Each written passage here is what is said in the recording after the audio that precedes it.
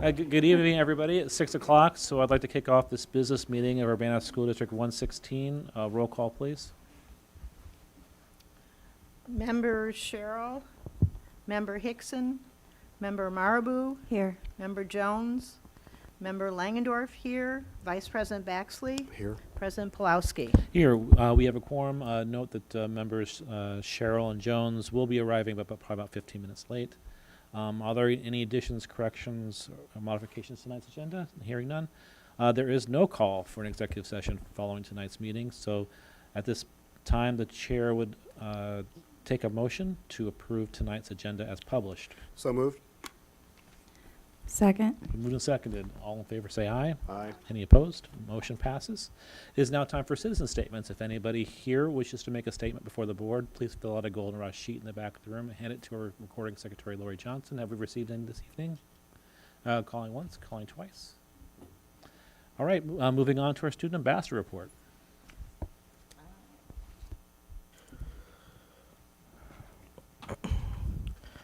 All right. Good evening, everyone. This is our report. So starting off, we had a meeting with the New Quest food directors. We discussed some things that we had discussed with Emily just to fill them in on some of the things that we talked about and that we were trying to work on. They provided us with a sheet with many different menu options that they plan to implement over the next few months. And we are really excited about that. And they have also created a student feedback survey that we will send out to students soon to kind of get some of their feedback on the food and just kind of some of the options that they would like to see inside of the lunchroom. So we hope to send that out possibly next week or in 2 weeks. And we are working together with Student Council and Student Equity with the food concerns. And we are also working with JJ at Tiger Academy to provide equitable portions to Tiger Academy students as well.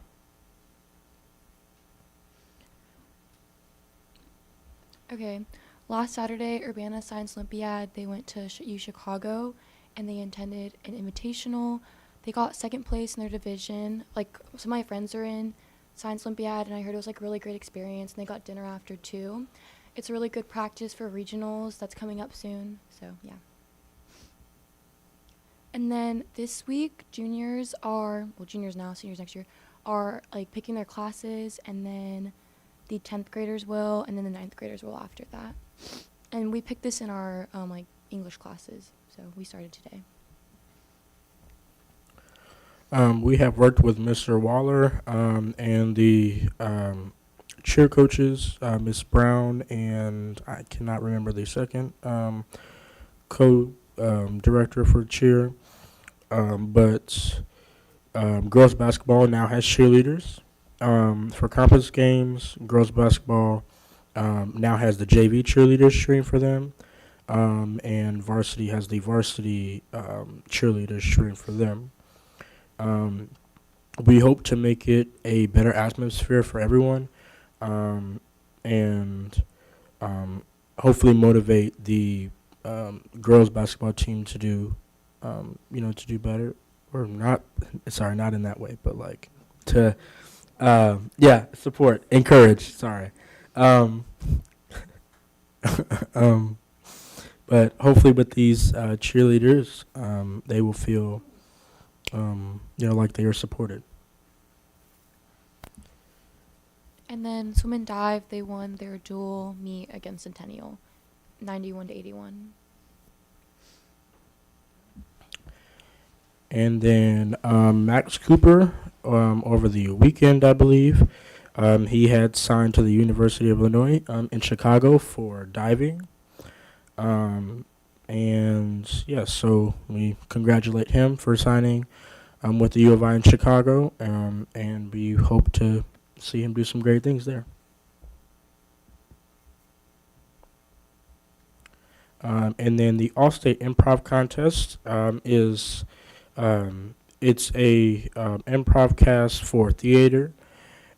So one of our theater kids, Brooklyn Evans, auditioned and was selected to the All-State Improv cast.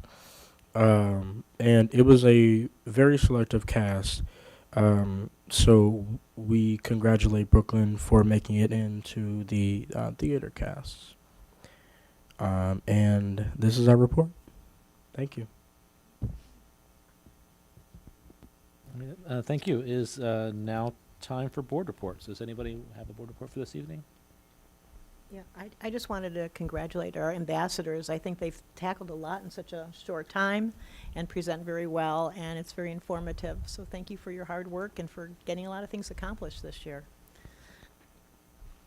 Yes, I do have a board report follow-up from last meeting regarding the superintendent's evaluation. I spent the last 2 weeks looking over the document and working with John to understand the steps that are involved, and I was mostly concerned with and looking forward to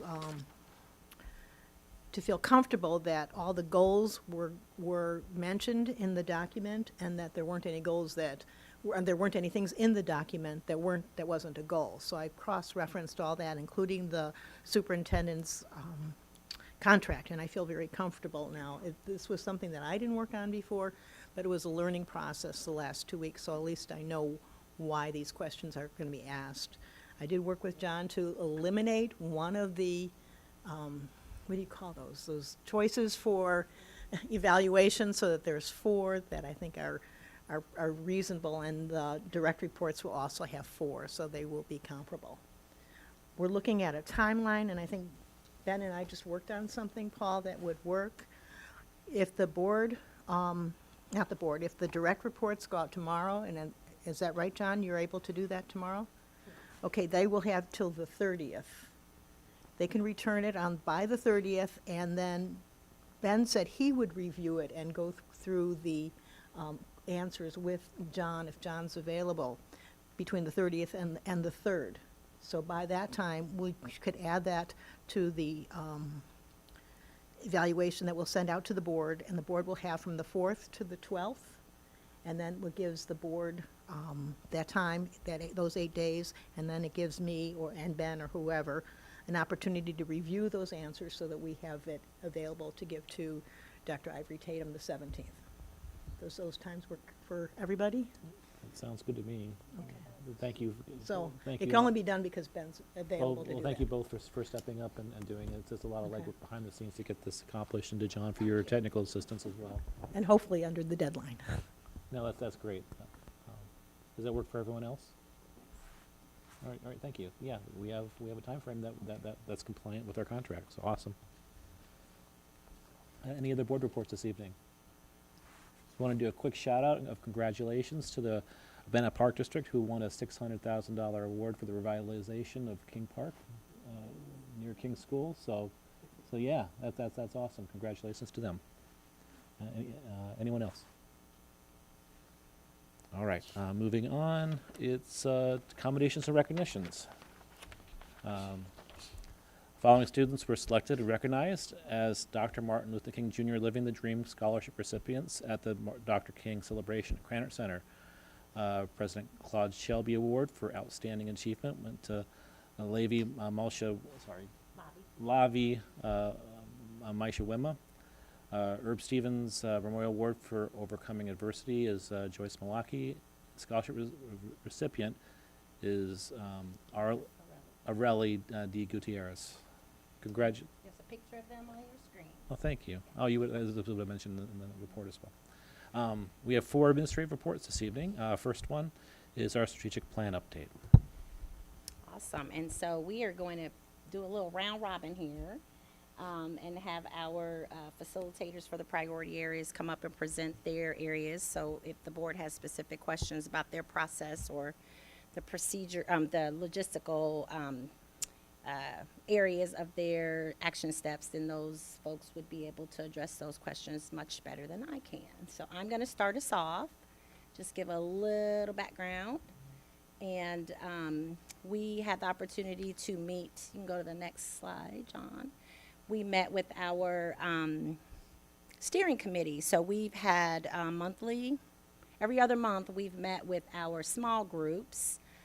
In October, we had a program council meeting, which includes all of our teacher leaders, department chairs, people who have specific roles on school improvement teams, and others who are in key leadership positions are part of program council. So they were our first engagement of the year, talking about the goals and action steps and getting feedback from our teacher leaders.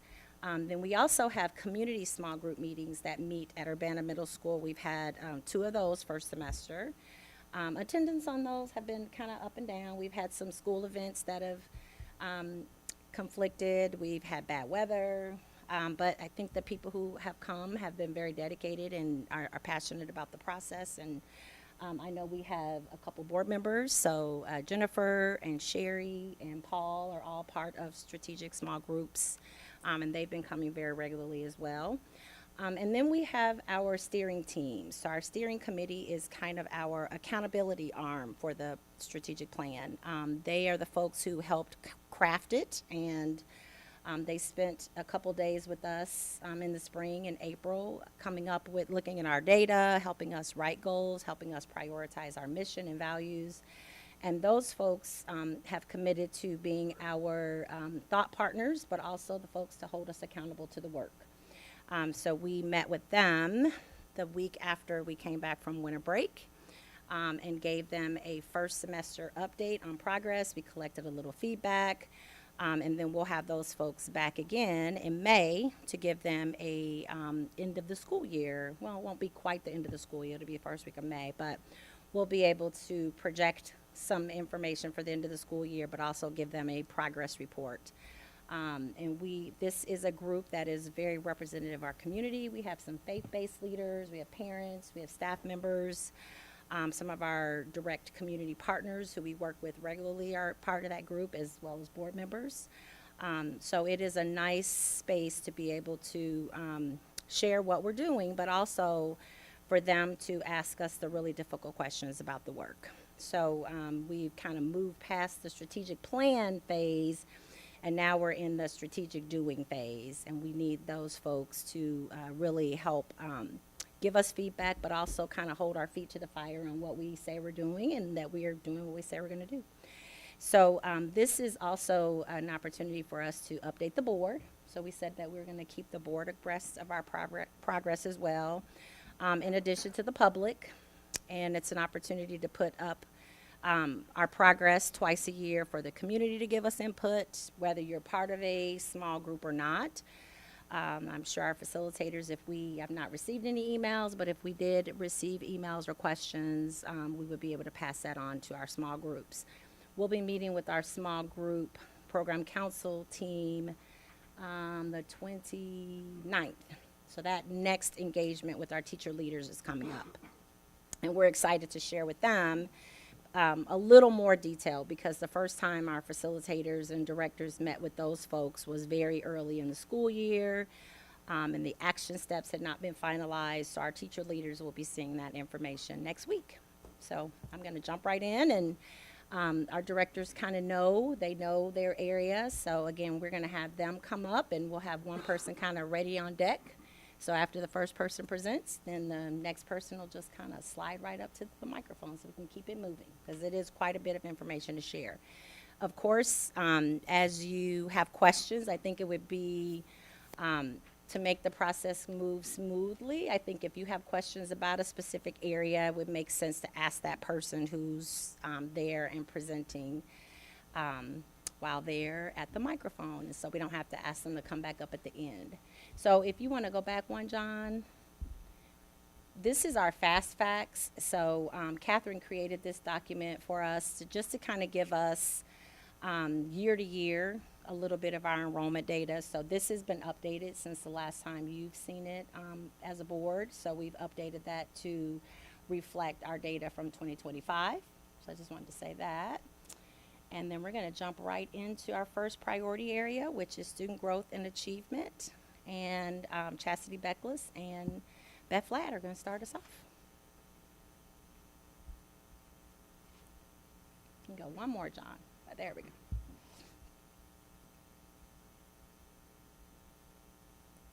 I'm gonna turn green first. Do you want to take the first Sure. one? Because it is not either of us yet. Absolutely. But we wanted I didn't know to- if maybe they'd ask you guys to do that No. for them. I'm happy to do it if you prefer. No, that's fine. So, board members have had this information, so I don't think we're gonna focus a lot of time on the actual goal or what the language around that, but more so about the progress. So that's where we wanna really focus. So if you could go to the next slide, John. So for student achievement, our goal is that all students will grow and excel and reach their full potential, and we have this broken out by all of our different subgroups. Beth Ladd will talk about our student services group, which is our students with IEPs and disabilities. Chastity will talk about this from the lens of culture and climate. And then we'll invite Dr. Wiemeld up to talk about this area as in relation to our multilingual learners.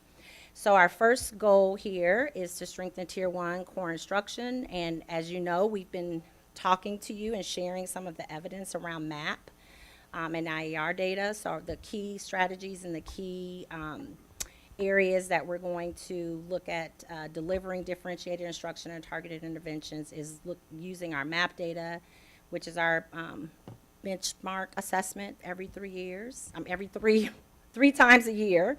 And then the IER data is the state assessment data. And we can go on to, we're going to do those, both of these areas. For that first area was really talking about English language arts, but we're going to also kind of mirror the exact same goal to strengthen Tier 1 instruction for math as well. Our first student group, that is our kind of our subgroup, is Black student achievement. So by the end of May 2026, our Black students will have foundational skills in reading and will read fluently and comprehend with grade level text. And there's a link in there. You can see where our Black students currently are performing, and that the goal is that they would increase by 8 percentile points each year. And the way that they're going to address that is, again, looking at our MAP data. We've already had 2 MAP assessment benchmarks. We had one in the fall in September. We just completed another one in December. And we're going to specifically look at grades 3, 6, and 9. Those are grades that are assessed on the IER as well.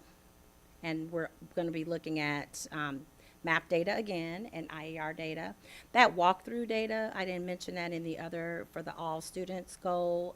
That is where many of our directors go in and out of classrooms to look for some of the instructional strategies that we're teaching. We've been working with our administrators on how to facilitate high leverage instructional strategies in the classroom. And we go in and see how that is, how are those instructional strategies being used by some of our educators in the classrooms. The principals actually also do walkthroughs very regularly with Dr. Taylor. So when she's in the building, she goes around with them and they do in-classroom walkthroughs. I know the school improvement teams, we do walkthroughs with the ISB, the state folks who come a couple times a year. We walk in and out of classrooms. So that is a big evidence piece for us to actually be in the classroom setting. And so we have that same goal for our Black students in math, to grow 8 percentile points every year for the next 5 years. And we're also going to use our MAP data to track that for our Black students. And the other part that I didn't mention for our African American students is really making sure that we're utilizing culturally responsive instructional strategies. One of the things that you'll hear Chastity talk about is our sense of belonging and how important it is for our students to have the confidence to believe that they belong in school and that they can excel. And utilizing those culturally responsive strategies in academic areas are just as important. So now I think we are ready for culture and climate, which is Chastity. All right, good evening. Thank you to the board, Dr. Arby Tatum, for having me today. Most of what I come to you again to do the discipline improvement plan later today. So I hope that as I'm talking, you'll think and see some connection between what we're doing through the school improvement process, but also how we're tying that into our strategic plan, and how we're supporting adults and students. And so when we're looking at our culture and climate, one of the key goals, one, was by June 2026, we wanted to ensure that those interventions are in place for students who experience behavioral challenges, and we wanted to really decrease our discipline referrals for our Black students. And so we talk a lot about exclusionary practices, discipline improvement plans that we have to submit to ISB. And so one of the ways that we want as a system to ensure that we are getting students the support that they need is by having those, what we call IPS, so problem solving meetings on students, putting interventions in place, tracking data for our students to ensure that we are seeing progress. If we're not seeing progress, how do we go back to the table and implement more explicit instruction, SEL curriculum and support for students? They might receive social work, or the teachers might be doing small groups, et cetera, to really help our students, not just academically, but also social emotionally. The second part of that, which Beth also has this as a goal, but we want to look at that not just from the Black student perspective too, but she'll talk more about our students with IEPs too, because we were cited by the state for that as well. But same kind of strategies and systems looking at IPS meetings. One of the things that we're doing to support school buildings, leaders, and educators is I host a biweekly and a monthly, depending on the school. Some are biweekly and some are monthly discipline plan meetings to review data with admin, come up with professional development, and create goals. And so you'll see that as I talk about our discipline improvement plan as well. Some of the evidence we want to see when we're thinking about our supports being in place by students is our MTSS dashboard and panorama. We can view it from the school district perspective and also each building level perspective. So when I'm meeting with administrators or we're meeting as a leadership team, we'll often pull that panorama data or look at some Skyward data to determine what supports are in place for students. And then I keep monthly agendas with notes with the admins about what our goals are, what we said we're going to do, what systems need to be in place to support all, and also to support them as educators. The second culture and climate goal is really thinking through that sense of belonging that Dr. Irby Tatum mentioned. And so we know that students are more encouraged, they have more positive outcomes when they have that sense of belonging. And so we give the panorama survey to our students grades 6 through 12. And we want to have a positive report of sense of belonging to increase by 12%. Additionally, schools will increase their staff sense of belonging too. So it's not just one-sided about students, but we want our staff to have that sense of belonging so that we can increase what goes to some of the other goals too, where we want to keep our staff with us as long as possible. We want them to be happy here and show that value of the pride of being a Tiger. And so those are things that we're working on for both. And they will be, the evidence of that is the percentage of increase that we have through the panorama survey. There's a fall one, and there's also a spring one. Some of the evidence too, when we talk about my culture and climate team, really talked about how do we increase sense of belonging at a district, kind of a systems level. And some of the things that we've come up with so far, which we're still doing work to create, we sent out a survey for staff of we asked them what do you like to do with people that you work with? And so we feel like if we're more connected as people and we're doing more life together, and so we want to create a staff site or directory of things that we can do with each other. So some things are going to be family events, some are going to be individuals, and some will be teams. The high school has a bowling team right now that are super competitive, but this gives them opportunities to work more closely together. And when people work more closely together, we create this collective efficacy, and so that we're all working for common goals as well. And so we also have schools through the school improvement process who have culture and climate teams, and sometimes they'll do a spinoff of like a sunshine committee, and so they also think about the culture and climate of the buildings, what is needed to support adults and students as well. And then the last one for culture and climate is we talked about how many students that we do have as true tier 3 students. So part of the process that we're trying to identify is making sure that our tier 3 students are students who have maybe more of the highest needs behaviorally, that they get the supports that they need. We know if we have 2,000 students in that tier 3, they're not going to get that support. And so we're really trying to make our triangle our triangle, a true triangle, should I say, where more students are responding well to the tier 1, and then we have our 15% or so in tier 2, and then we really want to keep that tier 3 as having below 10%. And so right now we're continuing to work on that MTSS process, which we had an updated process. There was a committee, Dr. Ivy Tatum and Beth on this year, and we rolled that out to principals and leaders the beginning of this year. And so really ensuring that people are following that process to truly identify who is tier 3 and what are the supports that we are doing to support those tier 3 students. And that's where we can get more individualized in what supports that they need and what supports that we may need to bring in for them as well.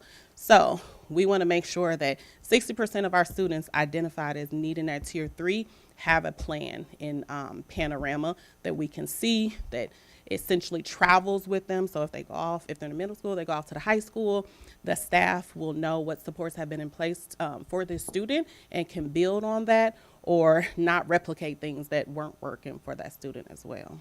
So same way that we're going to see this is in the dashboard and the monthly agenda notes, because that's a part of my conversation too with school admin. Who are your tier 3 students? What supports are they in place? And having conversations. If they are tier 3, if they don't have a plan, what are we doing? When is that meeting? Who's going to be at the table? And what supports do you need from us at district level as well? Could I ask a quick question? Sure. How are students evaluated in terms of what tier of support they need? And is that like an ongoing process? Do students like move between tiers during the year? Yeah, so a couple of ways. I'm sure that Beth can jump in here too. Every school really has to have their, what we call them, our decision rules. And so maybe a school will say, if a student, in Panorama, if a student gets 7 referrals for maybe physical aggression or disruptive behavior, that will trigger that student to come up as it's like you can save them as a kind of like a saved group, so you can monitor how that student and their progress is doing.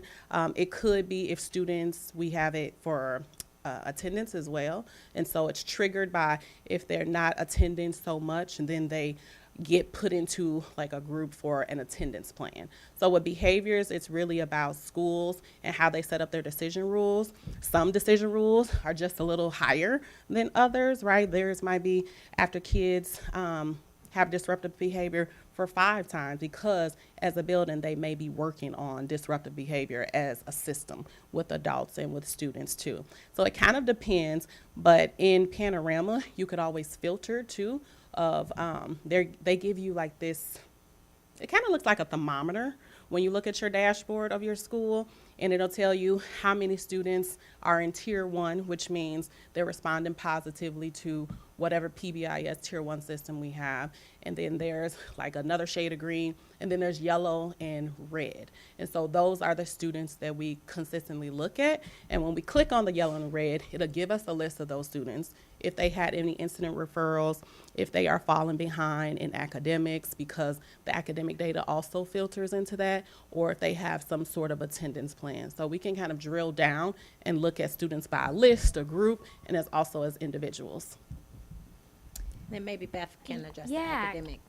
So I think, if we look at a well-functioning school building, you're going to have a problem-solving team that is sitting there comprised of your administrators, your teacher leaders, and you are regularly meeting and looking at the data that we are utilizing and pulling from Panorama, and you're looking at your whole school, you're looking at grade level, you're looking at classrooms, and you're identifying groups of students who are at the highest level of need in different areas like Chastity talked about. Maybe attendance, maybe academic, maybe behavior, maybe a combination of all those three. And once you've identified those students, then that team should be looking at groups of students who fall in the same category of need and need group supports. And that's really what you're looking at for your tier 2 supports. You also may be identifying places and spaces and classrooms within your building that need whole support around the whole system. And then you're looking at your highest level of need in those specific areas to identify more individual supports within the Panorama system. You are looking at a combination of things. We have data days 2 to 3 times a year in all of our buildings where they're looking at that data again as a whole building, then by each of those levels they're identifying, and then within that time frame between each of those data days they're setting team meetings and working either through grade level collaboration meetings or problem solving meetings to identify supports for those students. And when Chastity talks about those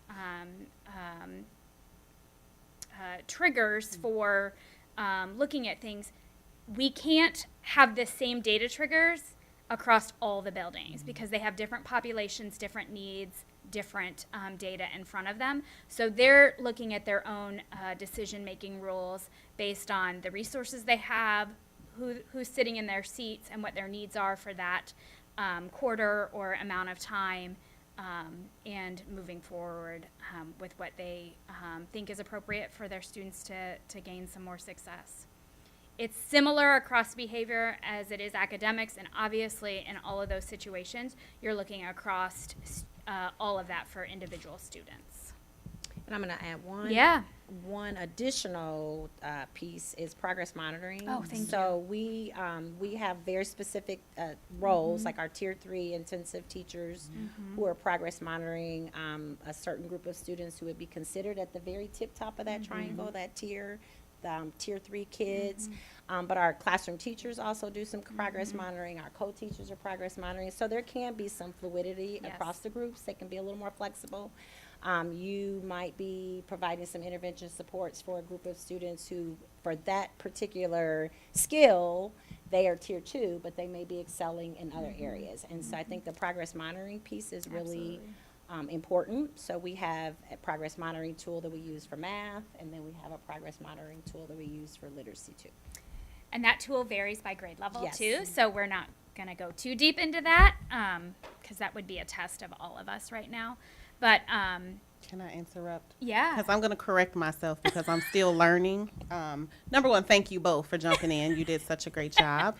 But tiers belong to the service we Thank you. provide and not students. Yeah. And so I'm going to correct myself and not say these are tier 1 students or 2, but the services we provide are at a tiered level. So when I was talking about those initial Yeah. all student goals, that would be considered tier 1. That's our core instruction that every single one of our students receives. So those initial student achievement goals were how can we improve our core instruction so that everybody is getting what they need from our curriculum, and strengthening that area is what we would call tier 1. I also think one of the things in terms of those individualized plans for students that some teams have spent a great deal of time on is the scheduling within our buildings to make sure that we have the opportunity to have the right amount of time spent on core and grade level content, and then also time within the schedule to spend in those flexible groups for students either within a classroom or across grade levels. And there's been just a lot of work on that as well. Yeah. Any other questions for Chastity? I'm going to jump in on hers too. I'm an expert in her field. Absolutely. So the next goal area focuses on our students with special education services and individualized education plans. And so our I'm gonna go back. Yeah, sorry. So our primary initial goal is obviously aligned with what we're doing for our students who do not receive services, where we're working on improving their achievement. We know that we have significant work to do in terms of outcomes for our students who receive services, and their reading and math achievement is a huge portion of that. And so our overarching goal in 5 years is significant growth in our benchmarking assessment measures of academic progress, or MAP, which we do 3 times a year.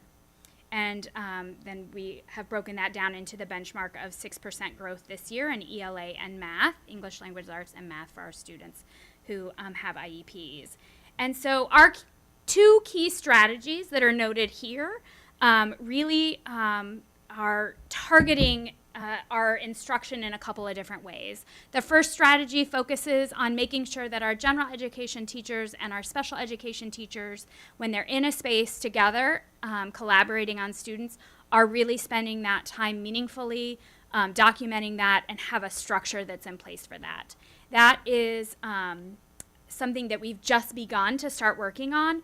Our next strategy is what we've spent a great deal of time working on this year in our department, which is utilizing the instructional strategies that were adopted last year as a framework for all of our students, but providing professional development to our elementary special education teams in terms of utilizing and implementing these strategies through the lens of disability. And so we spent our first staff development day focused on the strategy from Marzano, very well-known researcher in education, who's identified 9 really high leverage strategies.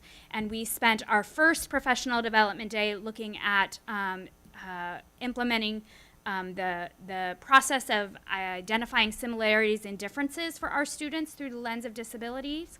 We spent last week working on summarizing and note-taking, as well as reinforcing effort and providing recognition, and what that strategy looks like, what it looks like for all students, and what it looks like for students with disabilities, what it looks like if I'm a speech-language pathologist implementing it, what it looks like if I'm a teacher, how I can support as a teaching assistant in implementing those strategies is what our professional development has focused on this year. Our next staff development day, which is a heartbeat away in February, we asked for feedback from our staff as to what they wanted to focus on. And while there were lots of different answers across all of the remaining strategies, the 2 that were certainly the highest ranking are non-linguistic representation as well as cooperative learning. So we'll figure out if we can do both of those on February, or if we need to divide that. But that has been, I think, really meaningful work for our team. We had 85 staff with us on Friday, and I was just really impressed with the number on Can a I Friday add for to a long that? weekend. That these are the high leverage strategies that every building has to adopt into their school improvement plan. So again, when we talk about alignment and having that collective efficacy, these are teachers, whether they teach general education, special education, talking about how we utilize these same strategies to support students. So I think that that's powerful, because again, we're trying to attack our student outcomes, but we're also trying to develop our educators in the same way that school buildings are doing it through PD, but also in our specialized services too. Then obviously on here, when we think about evidence of these strategies working, we'll be looking at our MAP scores. We'll be looking at our behavioral data, because there is such a significant connection between high quality instruction happening and discipline data going down. And then obviously all the materials and work we put into the professional development that we provide. That is our first goal and primary area. And then our second one, as Chastity mentioned earlier, is decreasing our exclusionary practices for students who have IEPs. And so I'm already going back to this one. I didn't want to leave it yet. When we met 2 weeks ago and we shared this out with our stakeholders, one of the Post-it notes that I found in my office following that event was really wanting to recognize and highlight the idea that we need to work on evidence-based instruction in terms of reading and math, and making sure that we're utilizing quality instructional materials and quality instructional strategies. And so since somebody had wanted to point that out as a priority for us to not forget, I wanted to just talk about two things before I moved on from this. Every single one of the strategies on here can and should be implemented in terms of reading instruction and math instruction. We also have spent a great deal of time implementing core materials and instructional programs that we know are actually high quality and very important for our students who have IEPs as well. So we are talking about what the process moving forward will be to continue to adopt some new and targeted instructional materials for reading and math that are just for students who receive special education services. So that is one of our next key strategies that we'll be attacking through our strategic plan. Now I'm ready to move on to talk about discipline and exclusionary practices. And Chastity highlighted some of these as things that apply to the previous goal related to exclusionary practices, but we as an administrative team and along with our UEA team members spent a great deal of time revising and developing what we call our discipline matrix. Joe and I did that work together with many administrators and UEA members, and what that did was create a visual tool for our administrators to use when they're making decisions about excluding students through suspensions or expulsions. It took into consideration students developmentally from kindergarten to 12th grade. It put together common definitions for behaviors. It created a system of deciding which of these behaviors fall under what level a behavior might fall under that might lead to a decision about exclusionary practices. And so we saw that as great work to align all of our buildings and new and returning leaders around making sure decisions are made across buildings that mean students have equitable access to staying in their classroom. We also recognize that making decisions about excluding students through suspensions means that we need a really strong decision tree in place, and that one individual alone is not making decisions, and that there are people that they need to contact and talk through when decisions are being made about multiple day suspensions and suspensions for certain behaviors. So that was put in place. We've provided significant professional development to all of our administrators, and targeted instructional and professional development to our special education staff last year, entirely related to behavior. Again, our evidence will be that data, discipline, and our instructional data, because if we're making the appropriate decisions and our students are staying in class, their MAP data and academic data should go up as well. Any questions for me?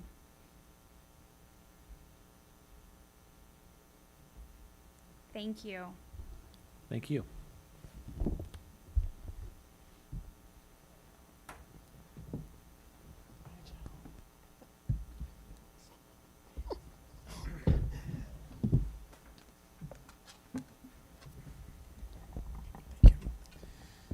Good evening, everyone. I am tasked with the multilingual learners portion of this that I co-chair with Guadalupe Riccone, who couldn't be here this evening. So you've seen this already in terms of our goals as it relates to both academic growth and achievement for our multilingual learners. What we mean when we say multilingual learners are students, by definition for the state of Illinois, who are learning English as a second language or as a new language based on English language assessments that the state deems as the standard for reaching English proficiency. It's also kind of an umbrella term for any student who's learning or growing up in more than one language and learning more than one language in school. And so you'll see that while the majority of our goals are focused on English language learners who are under the umbrella of multilingual learner. It does also encompass any student that's developing as a multilingual in our programs and in our schools. So I won't spend much time on the goals because you've seen that already before. I'll spend more time on slide 2, which is the key strategies and evidence. So the top 3 bullets, as I mentioned this in our last meeting with our stakeholder group, is a really important piece when we talk about multilingual learners. We're not talking about a monolithic group of students. So what I mean by that is we have a very diverse linguistic, cultural, ethnic, and all variety of ways we could go on to describe the diversity within a particular group of students.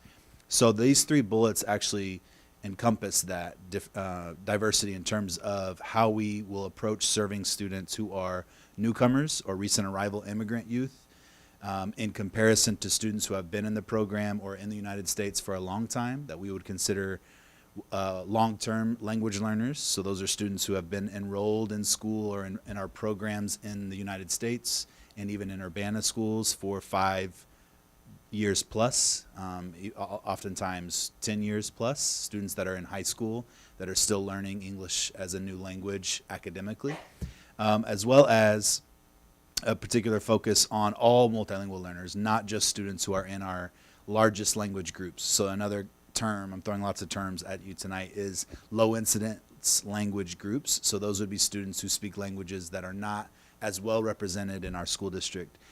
So we want to ensure across these 3 bullet points, across these 3 broader areas of student groups, that we're differentiating our approach to meeting their needs.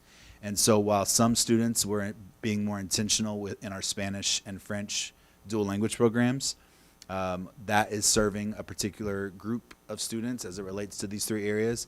And then students that are in other schools, such as King School, any other Thomas Paine, so on and so forth, that have multilingual learners in their classrooms.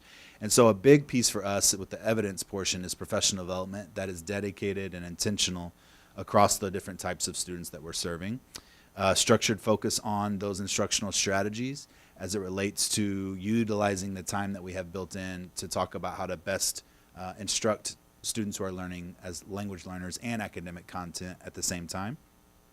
Continuing to increase and diversify the types of classes that we're offering, especially at the secondary level, the middle school and high school level.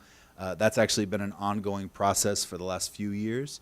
And even this year and even this semester, we've added some more newcomer classes at the high school level that are more sections, more so than classes, to provide more individualized and small group support for recent arrival immigrant students.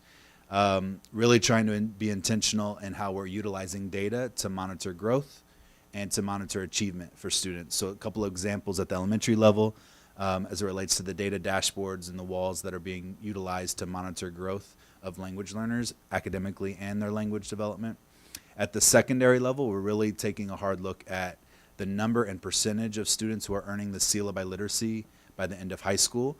Each year I present that data to the Board of Education, and we're seeing growing numbers every year, which is a great data point as it relates to students learning and achieving in 2 or more languages. But that's still an ongoing area that we want to increase, both the overall number as well as the number of students who came to school learning English as a new language or a second language, increasing that number as well. And this year will be the largest number yet based on what we're seeing in terms of students who are signing up and testing and their background. So it's going to be another successful initiative. And then the last couple ones that I'll mention, the progress to proficiency on access is a underutilized, I think, data component that monitors and measures students' English language development from year to year.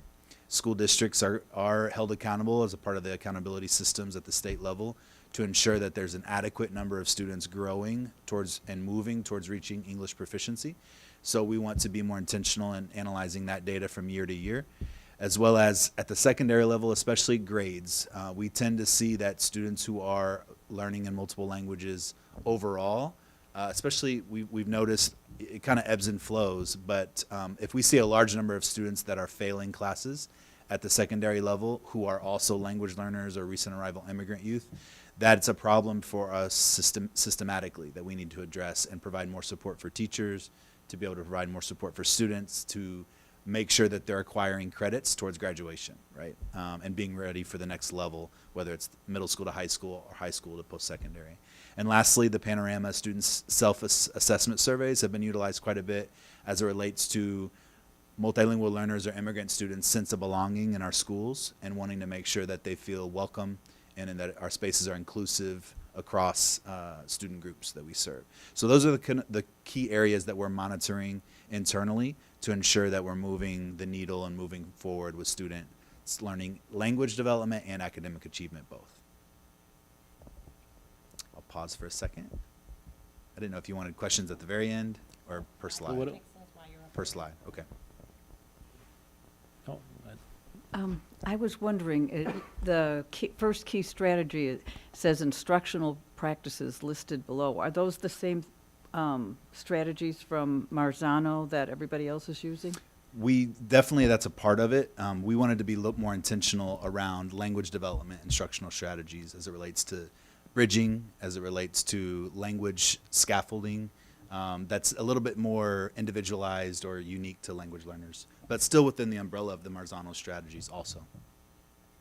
I think this listed below actually is referencing both the evidence that's down there, but also the bigger document that we have. I think we should have deleted listed below. Yeah. anyone It else? was a copy paste. Yes, Sherry. This might be a conversation for another night, but you brought up the point of acquiring credits in order to graduate. And how does that work with a newcomer who's coming in at 16, 17, 18 years old? It's a struggle. And so I'll talk a little bit about that since you brought it up, because it's a struggle and it's something I'm excited to problem solve, because I think we have a great opportunity between Urbana High School and Tiger Academy and adult education to be able to provide more class supports to acquiring credits for students who are in those situations, which has been very common really since I've been in the job, and probably when Jennifer was in the position before me. Students oftentimes will move in 16 years old, 17 years old. They may or may not have been in high school in their previous country. Even if they were, having the documentation to show what classes they've taken and what grades they got can sometimes be a struggle to get. And so, unfortunately, with state rules, you have to have that transcripts to show what classes you've taken and passed to be able to issue credit, transfer credit in. So we have had a lot of students who are 16 or 17 with 0 credits. And so they're starting as freshmen, but they're definitely not freshmen by age or maturity level. But they have a different, unique set of needs also as it relates to the immigration process to arrive here. And so what we've started just this semester, I kind of briefly mentioned it earlier, is a new section of basically newcomer English classes here at Tiger Academy for part of their day. So it's structured like a hybrid program of half their day as at Tiger Academy in a very small newcomer-focused learning environment, and the other half of their day is at Urbana High School, also acquiring credits, also being in classes with teachers who are licensed and endorsed in ESL and bilingual education. We have both of that at both spaces, and so we're trying some new things this year to try to create more welcoming and intentional spaces for those students. We sometimes struggle with students when they realize they're 16 and 17 and how long it's going to take. It becomes frustrating and discouraging for them to stay in school because they know they might have to be 19, 20, 21, still taking high school credits at no fault of their own, really, right? And so that we've seen that if we just say, here's your full 8-period schedule at Urbana High School, I hope it goes well and I hope you're successful, is a really big ask for a lot of students at that age and in that circumstance. So we're still trying to find the right mix of classes and supports for them.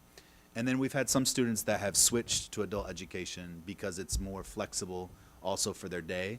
They're working a lot, right? They're older, they need to work financially.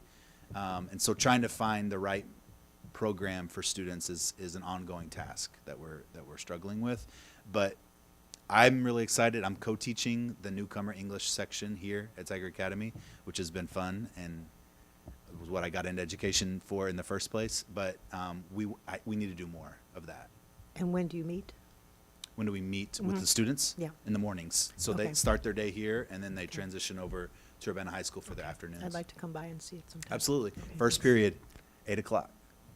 Well, we try 8 o'clock, but you know, high schoolers. It oftentimes 8:10, 8:15. So, yes. Anyone else? Thank you all for your Thank you. support. Appreciate it. And I have the last student growth and achievement goal related to college and career readiness. And I am subbing in for Jessie Guzman, our high school principal who leads this group, along with Shauna Shear, our director of adult education, who also, they collaboratively have worked on this goal and the action steps. So I won't spend a lot of time talking about the goal. John, if you go to the next slide. We shared when we presented the school report card data in November that college graduation rate is extremely important. The team decided to focus on our 4-year graduation rate. As you know, from that presentation in November, unfortunately, our 4-year graduation rate dropped from 83 to 80, but our 5-year graduation rate increased from 80 to 83. And it really did involve those reclassified freshmen and sophomores who were impacted during remote learning during the time of COVID. But now, here we are, and we have a goal to increase our graduation rate by 2030 to 88.5%. However, we know we can't do that all in 1 year, so we're going to focus on a 1% increase for all students and a 2% increase for our Black, Hispanic students with IEPs and English learner groups. Unfortunately, all of those subgroups are a little below where we would like them to be in terms of their 4-year graduation rate, and so we're going to put a lot of supports in place for them to help them make that 1% and 2% growth. So how are we going to do that? So some of the key strategies are AVID implementation. You know, we've talked to you about AVID and what our AVID program is, and achieving via individual determination. So we have an AVID elective class at the high school for our 9th and 10th graders. Every year we're adding that up a grade. We also have AVID elective at the 6th grade center and at the 7th and 8th grade at UMS.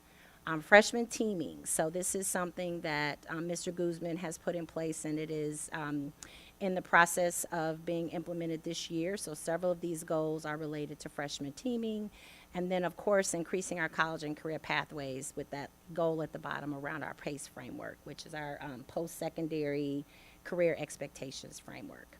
So we have a very specific goals that we've written for our AVID students, and that if they're participating in AVID, because AVID is a college and career readiness framework, 100% of our AVID students will graduate within the 4 years, graduate on track, and also be enrolled in some of those higher level honors like AP Prep and more rigorous coursework.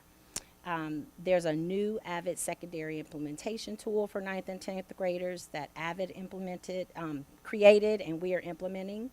So the teams at the 6th grade center, middle school, and the high school, and I know I'm not talking just about high school because this is a continuum. It's a pathway that we are really working really hard to start in 6th grade and go up through our high school students. But for this year, one of the things that the teams at the high school are really looking at freshman teaming. So that next bullet that talks about 80% of the freshmen on team will be on track to graduate. So the freshman team really consists of, it almost is like a thinking about the middle school team model, where that we have some identified freshmen who because of grades, because of attendance, because of maybe behavioral concerns, maybe they're not on track to get enough credits to graduate, are on a team with very specific teachers. And that model is a little different in high school, to have a small group of people who are working with you to help make sure that you're getting the supports that you need as a freshman. The plan is that the 8th graders who are 8th graders right now, when they come to the high school, that teaming model will be a little more solidified, and our current 9th graders will then become part of the 10th grade team. So we can keep that teaming model going for the students that need it the most. There's a goal around using Zello. So Zello is a career cluster survey tool Years ago, it used to be called, if you heard of this with students, career cruising, where the students kind of go into a survey which is adaptive, and it asks them questions about, you know, how do they like to learn, do they like to do things with their hands, and some really intuitive, adaptive questions that they answer through a survey, online survey tool, and it matches the students with careers that they would be best suited for. We're actually starting that all the way through, our sixth graders have started using Zello, and there are a lot of activities that our sixth graders, seventh and eighth, are using during advisory. So by the time they become ninth graders and they're part of this ninth grade team, our goal is that 100% of our ninth graders will complete that career cluster and have come into the high school already with a plan of what they want to do to be college or career successful in life. We also have a PACE team, and so our PACE framework was developed with a core team of people at the high school. Amanda Perez-Rosser has provided a lot of leadership to that. She's our CTE, our Career and Technical Education Department Chair, and her team with the administration have created a framework that really talks about how you accomplish the careers, what are some accountability systems in place, for ensuring implementation occurs. So we have elective classes where our students are getting in there and exploring some of those careers, in addition to our career classes. So you're going to see a slide during the superintendent report where the CTE team and the art department went over to the middle school to talk about the courses that they're going to be taking as ninth graders on outside of their core classes, their elective classes. So the students got to really experience that before, what our student ambassadors were talking about, before they choose the classes they want to take when they get to the high school. They had a chance to really, you'll see those pictures, really go in and see what does it mean to be in a digital photography class, and what is the business class all about, and what am I going to learn in marketing, and what am I going to learn in some of the facts classes and the culinary classes. And so it was great to see the eighth graders really excited about, wow, these are careers that I'm interested in now as an eighth grader that now I get to explore when I get to the high school. So that is really the biggest, I think. I know Jesse would say a whole lot more if he were here, but that is the college and career readiness goal. I can take questions if people. Anything else to add? Okay. So now we're going to leave student achievement, and as you can imagine, you guys have seen our data, so you know student growth and achievement is the most comprehensive of all of our priority areas for a reason. We need to really make sure that we're putting every effort into making sure that our students are growing academically. However, our plan isn't just centered around students. We also have to talk about how we're taking care of our staff members. So Angie's going to jump us into our goal around staff development and retention. All right. Our goal is centered around retaining staff first and then recruiting high-quality staff who genuinely care about the students we proudly serve in a public school within a small urban community. We've been very intentional. John, if you could switch the slides to the next one, or somebody could switch the slides. We've been very intentional about listing retention first as the highest priority ever since we met as a small group at the iHotel in the spring. So rebuilding staff after a large district leadership change is challenging. We are on a continuous upward trajectory, and our plans are to retain more teachers annually by 1% from the previous year. Our ultimate goal would be to retain 90% or more of teachers each year. So if you'll switch to the next one. Next slide. Sorry. I wish I could just do it for you and not ask somebody to do it for me. I only have like 4 slides. Oh, okay.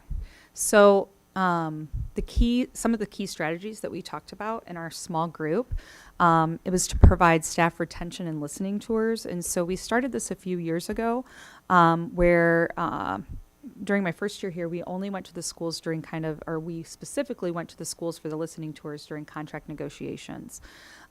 We started doing it on the off years too. During contract negotiations, board members are there. During just the annual listening tours, it's just HR, and we're meeting with staff in a safe space so they can discuss concerns, wishes, hopes for what they'd like to be able to see in the district and in the specific school.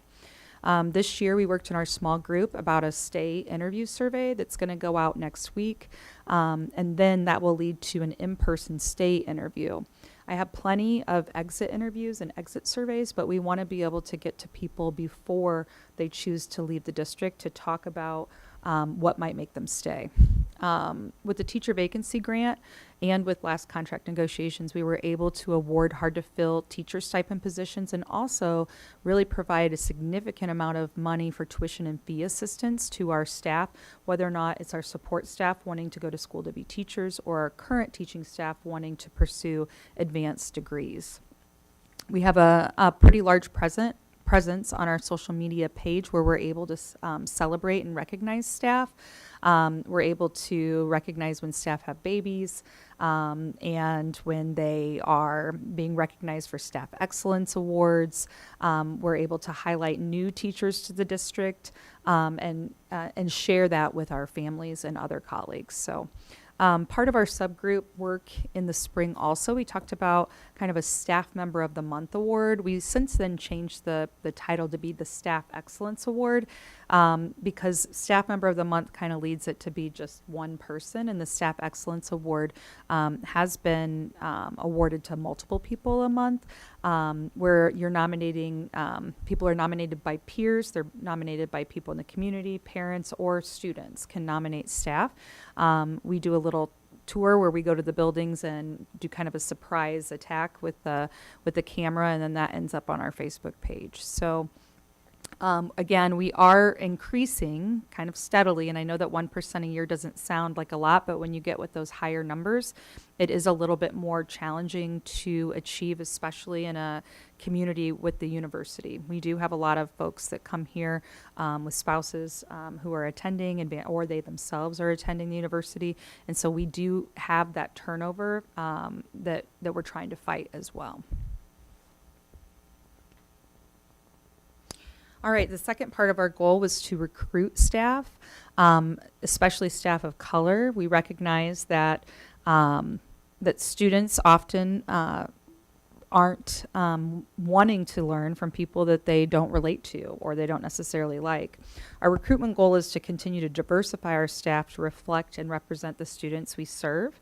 Something to be proud of is we have the highest percentage of African American teachers in our area, along with a high percentage of staff of color. This is a huge kudos to our successful dual language programming, the development of the Yankee Ridge Multilingual School, and also the recruitment of building leaders who are able to retain teachers that better reflect our student body. Some of our strategies that we have to recruit our staff is we have partnerships with all of the state schools around us. We also have partnerships with Northern, Western. We're branching out to Indiana and Missouri this year for recruitment fairs. We have some additional teacher vacancy grant funds to add to our list to see if we can get any kind of bites from that area. Through the vacancy grant, we're also able to offer a bigger referral bonus. We feel like our current staff members are the best recruiting tools we have to get new teachers to our district. We have our Tiger Tours. Our next one's coming up on February 20th, where we're able to show juniors, seniors, our student teachers around the district and to showcase the employment opportunities we have. And so some evidence here, just as vacancies, we had created kind of these slides in the fall. As of October 1st, 2024, so the previous school year, at that time we had 69 open vacancies, and then this year and last fall we had 48 open vacancies. And so we're really trying to find highly qualified staff to fill those vacancies. And again, our teachers of color represented 28% of all teachers. And then this year, 29% of all teachers. And that is really pretty good. So something we should be proud of.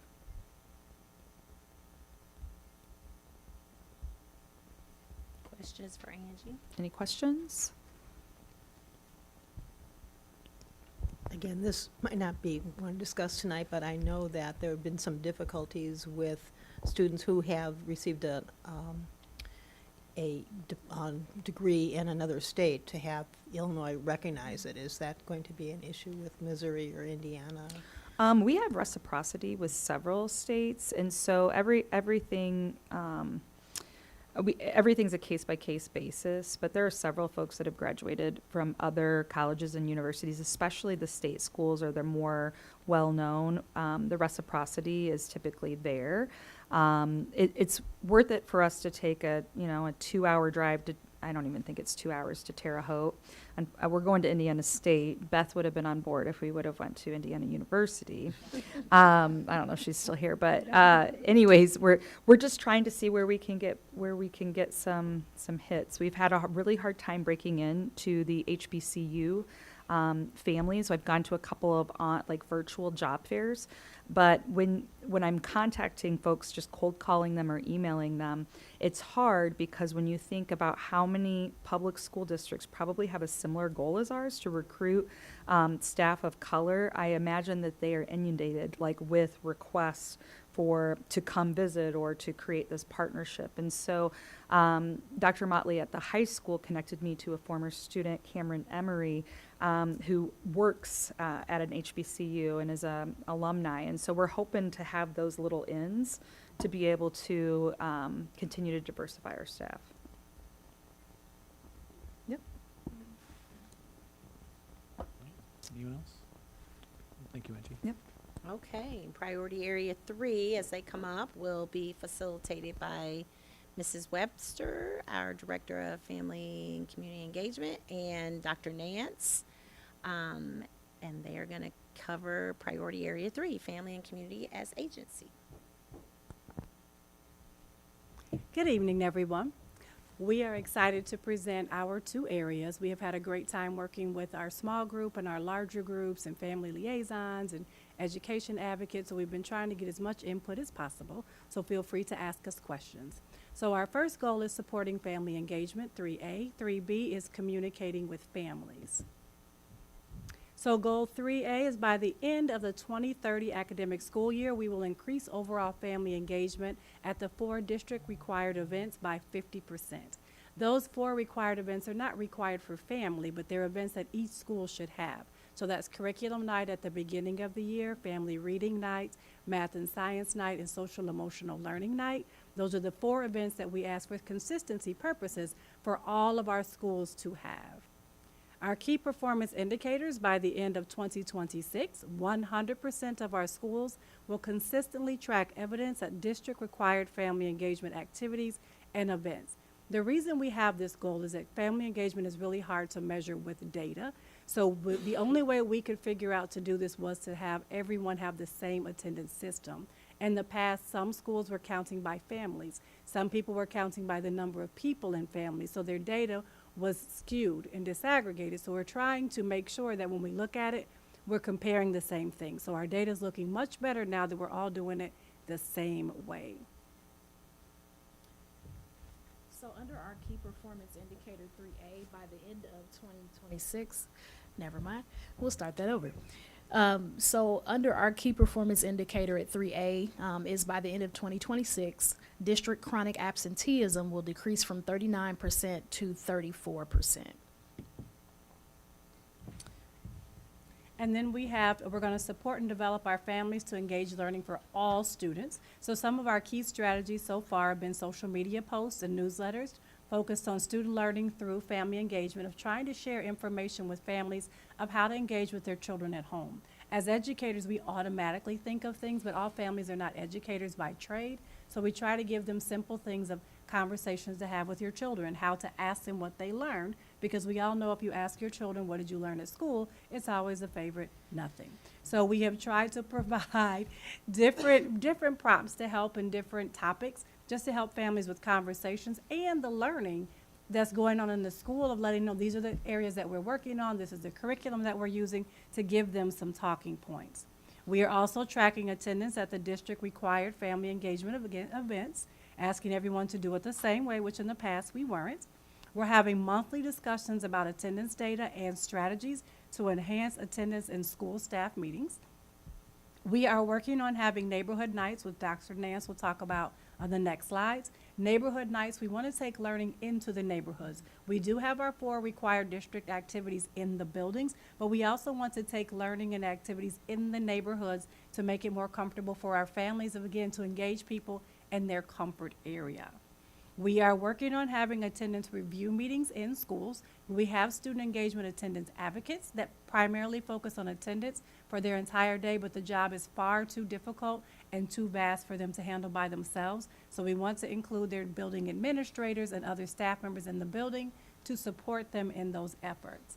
And we are working on Tiger Perks initiatives to reward families for participation in school activities. So for the evidence piece of this, so social media posts on Facebook and Instagram. We'll also do attendance videos, which will be shared on social media and via the Family Focus, which is our district-wide family engagement newsletter. The Family Focus newsletters will also include comparison of district-wide attendance data between last school year, so 2024-25, and this school year, 25-26. So I know Ms. Webster mentioned that we are planning some neighborhood nights. So this will be kind of a unique and creative way, as she mentioned, to get out into the community and actually reach families where they are.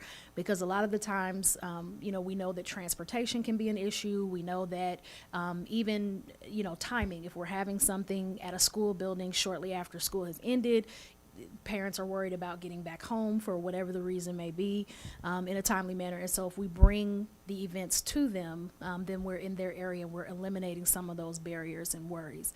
So evidence continued under 3A. Attendance data for district required family engagement events for this year compared to the last school year. Potential areas for these neighborhood nights. By the way, they'll take place in the spring, so we're looking at once the weather gets nicer, April into May. So the neighborhood nights would be at Salt and Light area for like the Philo Road corridor, Ambucks Park on University Avenue to hit kind of those modular home areas north of 74. Liberty Estates, which is that's actually north of 74, excuse me. So Ambucks Park is on the other side of 74 when you're coming off kind of right of Casey's. And then Crystal Lake Park, so that's hitting that King area, but then also touching on, I believe if you're looking at like, what's the other area? Well, it'd be UMS as a area too, and UHS, some UHS students. And some Leo families Yep, as and well. Leo families as well. Thank you. So, sample attendance monitoring form. There is a attendance monitoring form that you can preview or not here, but there's a simple attendance monitoring form. I did think that was a link, but we can take a look at that later if need be, or if anybody wants to see that at some point, we can revisit that. So yeah, that is what we're looking at doing. And in addition, we're also looking at a community-wide campaign. So we're engaging in what's called Every Student, Every Day campaign. I'm excited. We're Can I say excited. it? You can say We're it. excited? Okay. We're excited. All right. So we're excited. So we're doing the Every Student Every Day campaign with Champaign County Community Coalition, and this is to raise awareness and address student absenteeism. So you may have seen some of the beautiful pictures of community leaders, school leaders wearing those shirts that say Every Student Every Day. Again, just really pushing the message out there that we need students in school. So in order for them to achieve, they must be here. But we're also working on revisiting a song. So there is a song that's like a short jingle that goes with this campaign. I'll have the pleasure of remaking that song and singing it with some children from our district. So I'm really excited about getting the opportunity to do that. And again, just making it fun and making it something that belongs to our district and is unique in our messaging. Any questions for us? Thank you very much. First of all, I'm sorry. Okay. Thank you. First of all, I did watch a Champaign School Board meeting, and I noticed that they all got T-shirts, so I was just wondering if that was available for us as well. You know what, I hope that Tracy Parsons is watching this, Sherry, because I did email him, and I asked him just that, and he has Good. not responded, so we are aware of that, but, I have They took a not nice received- picture of everyone. It isn't a holding- nice picture. yeah, it Wouldn't was that very look nice with their banner? I Unity. agree with you. Unity. Okay. I know that Catherine's going to probably address this later as far as communication, but is there an issue with parents being able to access whether or not a telephone, a computer, a internet? Is that a stumbling block for any of our parents? I'm sorry. Go ahead. For some of our families, we had a meeting on Friday during our professional development day, and we talked about how some families use Wi-Fi. And another one of our family liaisons said that when she figured out that the parent did not have a phone number but had Wi-Fi, she used WhatsApp. So we do have those issues, but we've talked to our family engagement advocates, we've talked to our family liaisons about having conversations with families, because there are lots of ways to communicate. So it is a barrier, but we are working on having, when we look at gaps of asking of which families have you not heard from, and then we do home visits or find ways to contact them, and that's how the family liaison at Yankee Ridge found that out. I was wondering if that was an issue and how big an issue it was. Thank you. You're welcome. I have a question. Oh, somebody else. No, you go ahead. I was just curious about the Tiger Perks initiative. Have you? Let me tell you, Luke, this is what we're working on. So we are right now in the infancy stages, because as a committee, we've got about a faithful 10, and we've been sending it out, and we had it at our last strategic plan meeting, and we're trying to get people to help us with points. So right now, we have a list of activities, but we're trying to make an agreement on the number of points. For example, attending parent-teacher conferences, how many points? Attending a PTA meeting, how many points? Joining PTA, how many points? Attending academic events, how many points? It'll be a scan system with John, our lovely tech guru, is working on he has a scanner, and each parent already has an ID, so he will put them on laminated cards. And when families come for events, they can scan it. But we're also working on, for families who can't come to school for multiple reasons, work schedules, et cetera, we have a list of activities that families can do at home. So they would have to enter that information in. And those are the parts that are not worked out, and I'll be totally transparent. But we want to make sure that when people are getting rewarded for the things they do, and we're trying to make it fun. So if anybody would like to donate to Tiger Perks, we will happily accept, watching or not. We are working on those things. So we're also working on, aside from points, of what do you win, how many points, but it's really just a way of saying thank you for being engaged. Of course, the gifts are not going to be extravagant unless you guys blow up our inboxes with donations. We'll take them, but we want it to be just a way of saying thank you. So it's really just a system like M-Perks at Meyer. It is a way to get Tiger Perks in Urbana.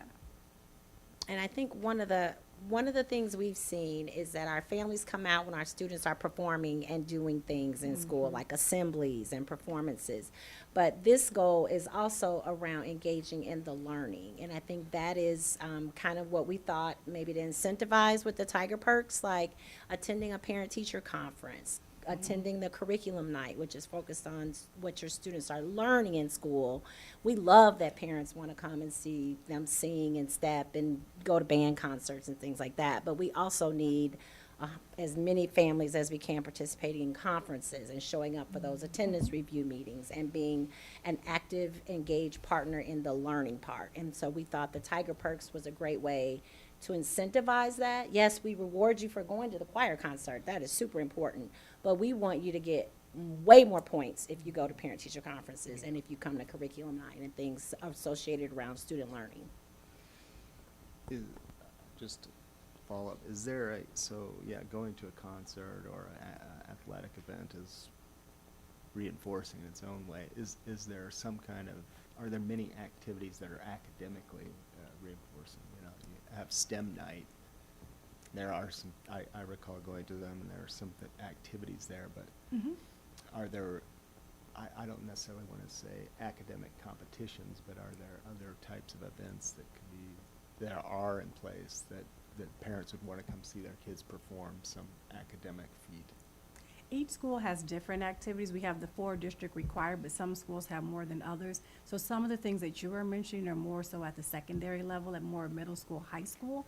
But we do have some of those activities at the elementary schools as well. So then some of those activities will be based on the school, so we'll just have to be careful of how we list it, because some schools may not have that option.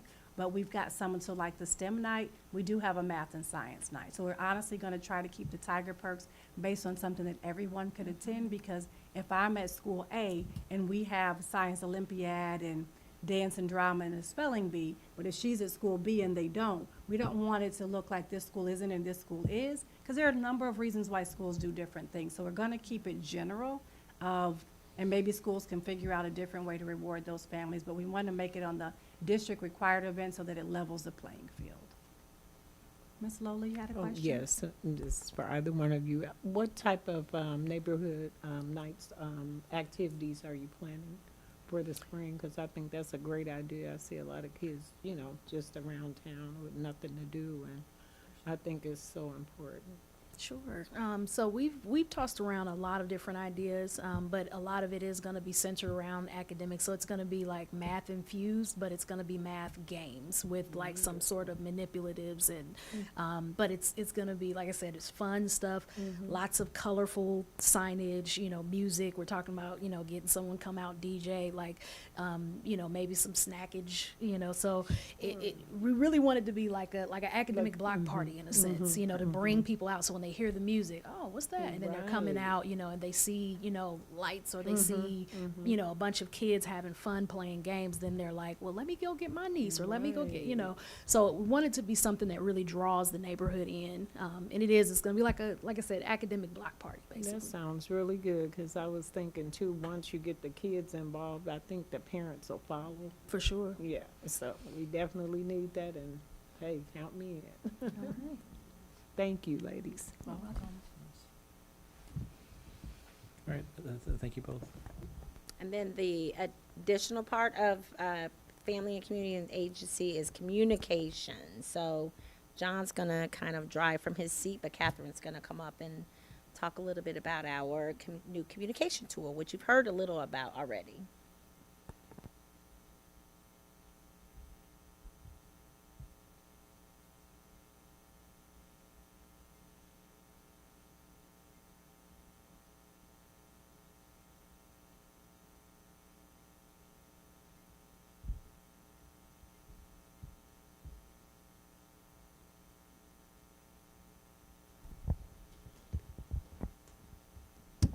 So our area was communication with families, and so we started out, we did a lot of surveying of people, we got a lot of information back, and all the community feedbacks from people.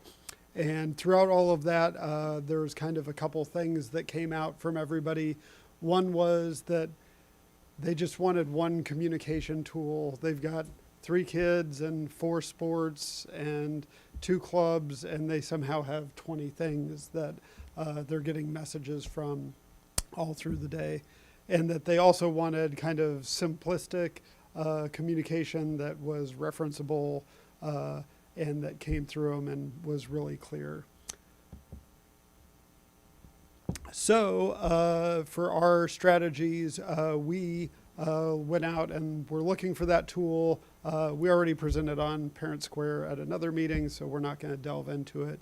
But we ended up on Parent Square, which was a great tool for everybody. So far with the pilot schools, we've had very positive feedback.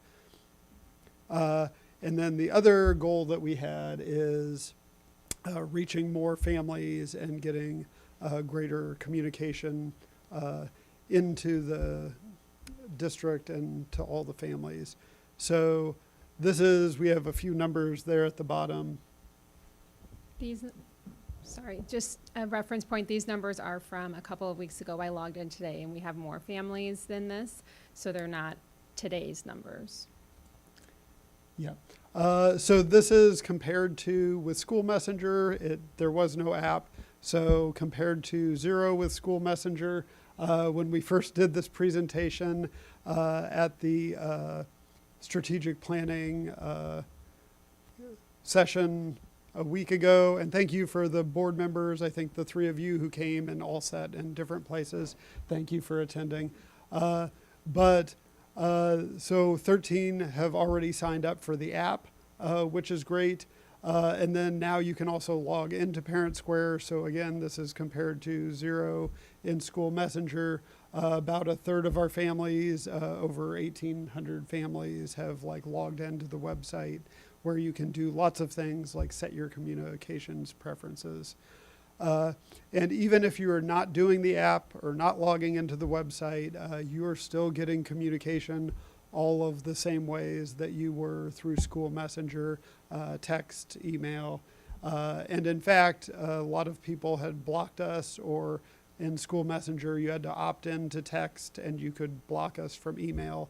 So everybody's getting a fresh start with Parent Square. So if you'd blocked us before, you're suddenly probably receiving communications, and a lot of people who didn't know they'd blocked us are excited to be getting those now. Oh, sorry. Oh, here, hold on. So we do have a short video, which I will show you, that has the Parent Square info that parents get. Congratulations. If you are watching this video, it means that your school is using Parent Square. You may be asking yourself, what is Parent Square? Parent Square is a safe, secure, and modern approach to communication and collaboration between school and home. It is a central hub for all district, school, grade level, class, and group notifications about your children. Better still, school communication comes right to your fingertips in a way that is convenient to you, whether it be email, text, or app notification. You will also receive texts or voice calls for urgent alerts and reminders. You should have received an invitation from Parent Square via email or text asking you to activate your account. You can also request another activation invitation with the email or phone number that you provided to your child's school at parentsquare.com or on the app.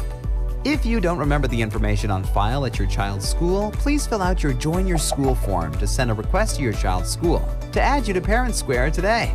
Parent Square also has easy-to-use apps for iOS and Android phones that can be downloaded from the Apple App Store or Google Play Store. Once logged in, you'll see your custom Parent Square feed. This page shows all information related to your children, including any school-wide, grade level, class, or group-specific information. No more need to search through emails, schools, or multiple websites to find important information. Prefer text messages over email? No problem.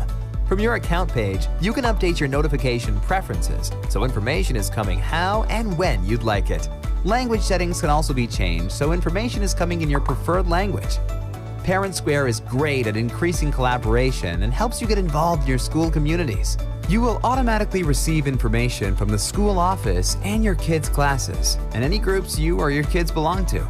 You may also join a public group within the school. You can participate with just a... So we're going to stop it there, and I'll let Catherine talk about the timeline.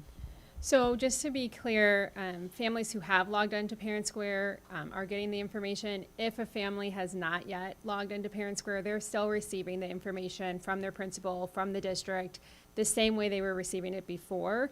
We're encouraging everyone to log in because you can select how you're getting the information, the language you're getting the information from, and you can also search through, because Parent Square is going to keep all of the information in a feed for the entire school year, and then it's archived at the end. So if you are going back to look for something, you can search it, and it's all right there. You don't have to go find that email that was sent in August and now it's January and you can't remember what it was and you lost a link or you accidentally deleted it. So families are being contacted whether or not they've clicked to activate their account. We're just trying to track how many people are activating it or using the app. So for our process, I'm not going to read all of these. We started last summer and evaluated a few different platforms, had focus groups with, and received feedback from teachers, administrators, families, and staff. In August, we started a pilot in November with 4 schools kind of across the different levels. We used Yankee Ridge as the elementary school just to kind of see how the translation feature worked, to make sure that it was going to translate accurately or at least better than School Messenger was, because that was not necessarily reliable if we used their auto translate feature. And then in January, once we got back from winter break, all principals started using Parent Square for their building level communication, and then anything that goes out like from the district level is also being used through Parent Square. And then in August of 2026, so this coming August, it will be district-wide. So teachers, coaches, anyone who communicates with families really should be using the Parent Square app. And in order to hopefully implement this successfully, we're doing lots of training. John and I have gone to a few staff meetings to talk to teachers. We've had positive feedback from the ones that we've gone through, helping them sign in, making sure they can sign in, making sure they understand the platform. How to use it, providing them different ways to learn the platform, whether it's through us or through short videos. Parent Square has a really good library of short, 3-minute videos on like, how do I do this? How do I do that? So we're really trying to oversaturate with information to our staff to make sure that they're aware of what the expectation is, but also that they feel comfortable using it.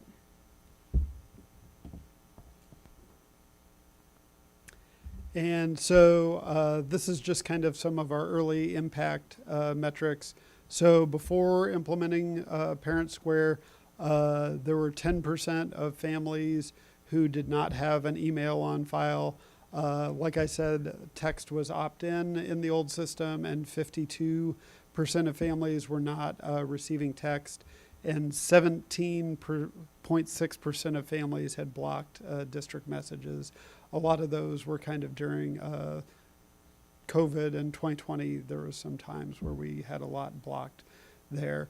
So moving forward, our other goal is that over the next coming 5 years, every year we're going to reduce those numbers who are missing information for by half each year until we get down to half of half of half of half is 1/16 as many people.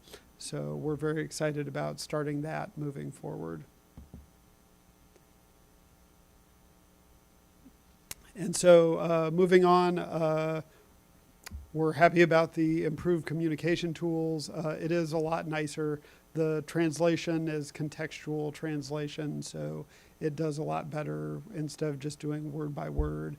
If you say something like, "Thanks for riding shotgun with us," it's not going to translate that into something that will be confusing to parents.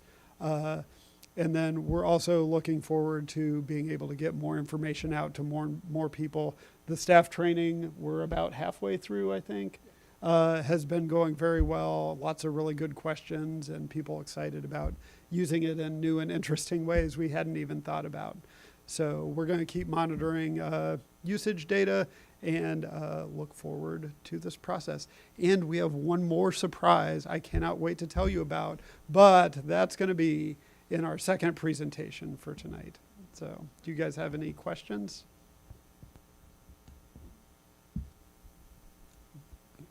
Go ahead, Jennifer. You said that the data is saved each, for the whole year. So would the data be saved for the whole time that it would be saved and cataloged for the whole time the child was in school in Urbana? So he started in kindergarten, and could a parent go back and find an email she'd sent to a third grade teacher, or will it be starting again each year? The logs are all saved on the back end, so if we have to do something for compliance or we need to go look at something someone said to somebody, but as a parent, your posts, you only see the last year of posts. Okay. The posts are not the emails.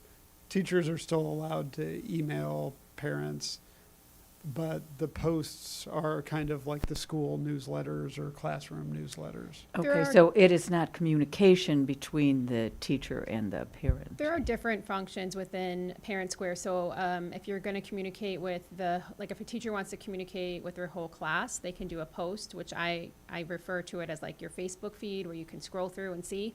Everyone can see that. If they want to communicate with just one of their students' families, they can do a direct message, which is more like a text message. Like, that's how the example I give. It's like, I want to just text you, so I'm going to use my phone to text you, and no one else is going to see that conversation unless we share it, you know.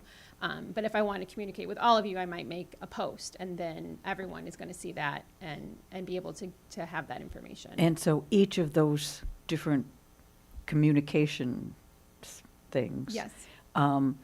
Are saved for that one whole school year. So But at the end of that school year, they disappear. They are archived. They don't They are just disappear. archived. They're archived. So a family only has the current school year's information, and that's just to help them maybe not be confused. If they're going to a different building, maybe they don't need the information, and then if they search for it, it's easier to find.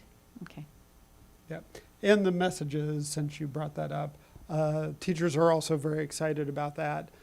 Being able to send direct messages to parents, text type messages, but the parents don't get the teacher's personal cell number, and they can message the teacher back through that app, but they can also set office hours and out of office, so they're not getting messages from parents to their personal cell phone number at 2 a.m. It all comes through a controlled system. Great. Thank you.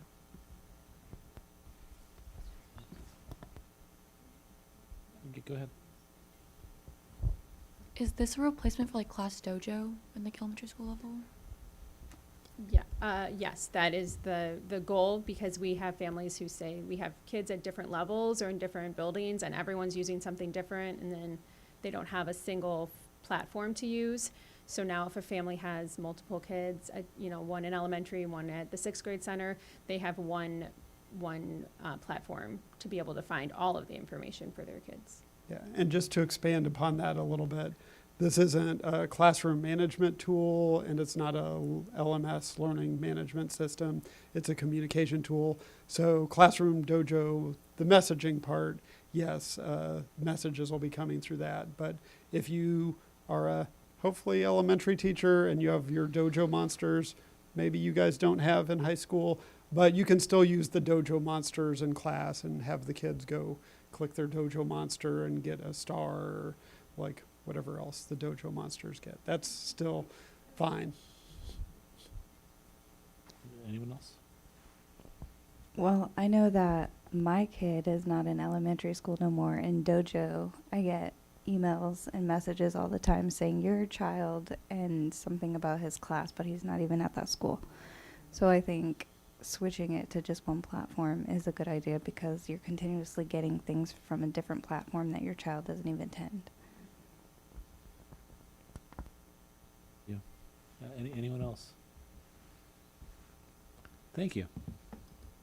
Okay, and last but not least, systems and operations. So Marianne and Randy are already here. We're going to just let them stay where they are to do their presentation.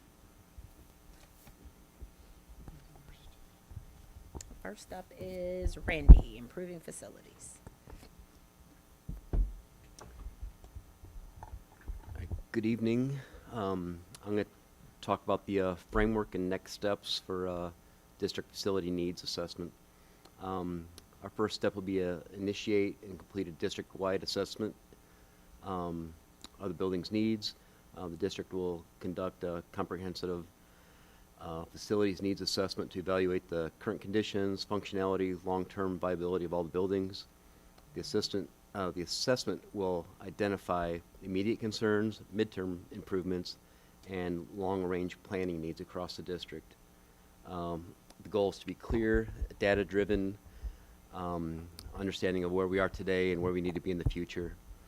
The next step we will do will be gather input from building administrators and staff. Information will be collected through structured meetings and with building administrators and key staff members. I've already met with the building administrators, so I still need to set up something with the staff members. And these conversations will be focused on like daily operations, what the challenges are, safety and security needs, space limitations, program needs, and maintenance and modernization concerns. Which was like one of the post-its that I had at the last meeting, talking about the flooring at a couple of the buildings, and so that'll be something that we definitely bring up, as well as the another post-it was about better learning environment through seating, stuff like flexible seating, stuff like that. We've been looking into some of that. The next step will be review progress on previous facilities priorities. Evidence shows that the previous priority areas, particularly security improvements and ADA compliance, have been largely addressed and met. We will continue to document success, identify remaining gaps, and shift focus towards the next generation of facility needs. Next, we'll be engaging the board facilities committee, have regular updates and discussions, would be held with the board facilities committee, and we'll collaborate on providing oversight and guidance, ensure transparency, align facilities planning with district goals and accessible resources, and then board input will be critical in shaping these priorities and long-term direction.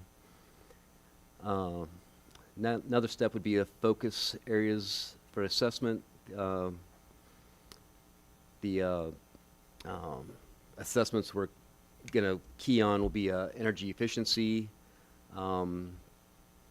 opportunities to reduce energy consumption, and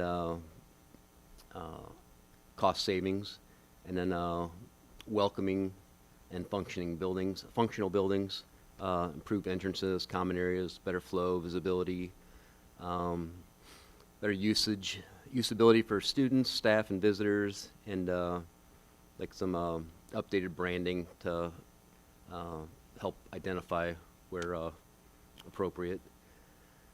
Another step will be establish clear priorities and rankings, and that'll be like with high priority, like safety, operational issues that require immediate attention, medium priority, important improvements, and then low priority would be like a long-term, more the cosmetic improvements that can be done over a long time.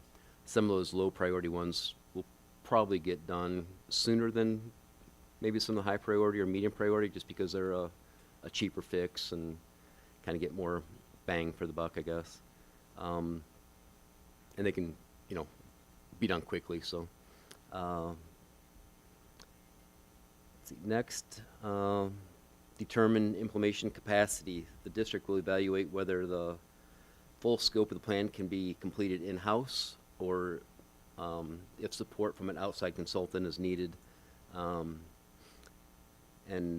we will require on staff capacity and expertise, the project, how difficult the project is, timeline requirements, cost effectiveness, and if outside assistance is required, recommendations will be brought forward to the board for your consideration. And then we need to establish a timeline, and this be a realistic and achievable timeline, and during the information gathering and assessment phases, the board review and feedback, prioritizing and planning, and the implementation phases. And this timeline will ensure the process remains organized, transparent, and actionable.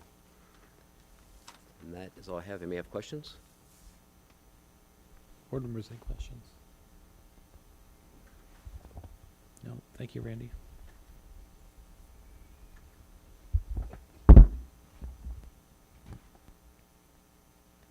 Good evening. So when I met with my group to go over the resource allocations, we were really focusing on making them equitable. And one thing that we noticed in my first year of being CFO for Urbana was that we would allocate building budgets based on number of students, and there was a multiplier for low income. And I thought that that was a really great opportunity for growth, because we had the low income, but we were also missing some other student groups that we see predominantly in our schools. And a lot of our schools have different needs. That was one of my post-its too, was how is this really going to impact the schools, because they're all diverse. And each school has different needs based off of the type of school that it is. Like Yankee Ridge has a high low income, or high low income, but a very high ELL population, as DPW has a smaller low income, or I'm off on that, a small ELL population, but a very high low income. So my group and I decided that we wanted to make it more equitable and incrementally increase the resources that we have to align to these student groups and specific needs. So we are saying by the end of FY30 that we would incrementally implement a timeline to address all those different student groups. So we established a finance committee. I think many years ago there's been a finance committee, but it's been kind of just when there's like a big project coming. And with conversation with Dr. Ivory Tatum, we decided that it would be a good opportunity to focus on projects like these with our strategic plan, and then anytime that I need to have more conversations with like 2-on-2s with board members. So we are having 4 finance committee meetings this year. We are gathering resources that looked at the impact of student groups for resource allocation. So we used evidence-based funding documents, and a big part of that was the resource allocation review rubric and properties of effective resource allocation systems, which we use a lot with our school designations through ISB. They talk about student groups, and so we're kind of using a similar framework for that. And so then we created a timeline in our last finance committee meeting that the implementation for low income was implemented this year. Next year we'll implement ELL, and then looking at IEPs and then homeless in our final year. So it's a slow, where it kind of doesn't impact schools that they're used to getting a high building budget, and then it drastically changes. We're wanting to kind of slow roll it out so nobody is negatively impacted by this.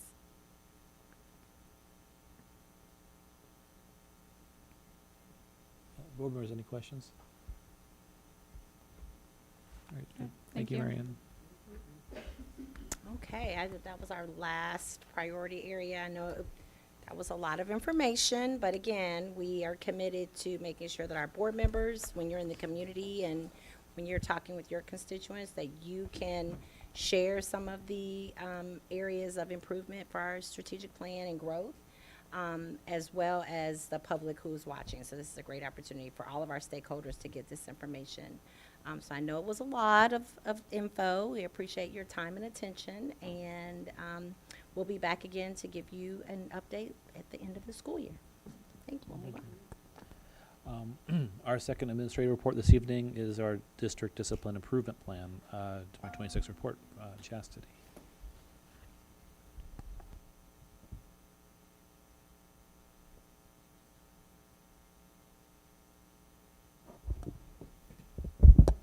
All right. I'm back talking about everybody's favorite topic. It's 8 o'clock at night, so I will try to be to the point. And please feel free to stop me and ask any questions.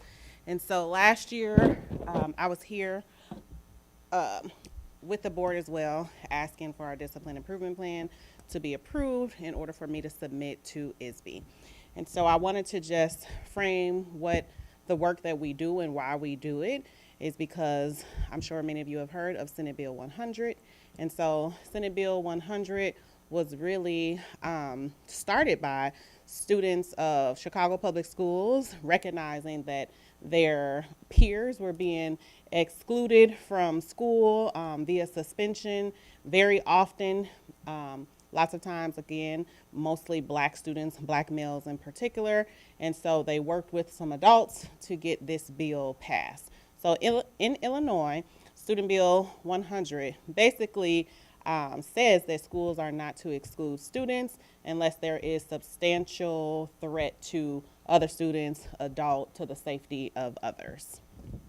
So this is why ISB also takes the time to gather all of the schools' data in Illinois, and they rank them and sometimes if you fall in the ranking, then you are considered a school who uses exclusionary practices too much.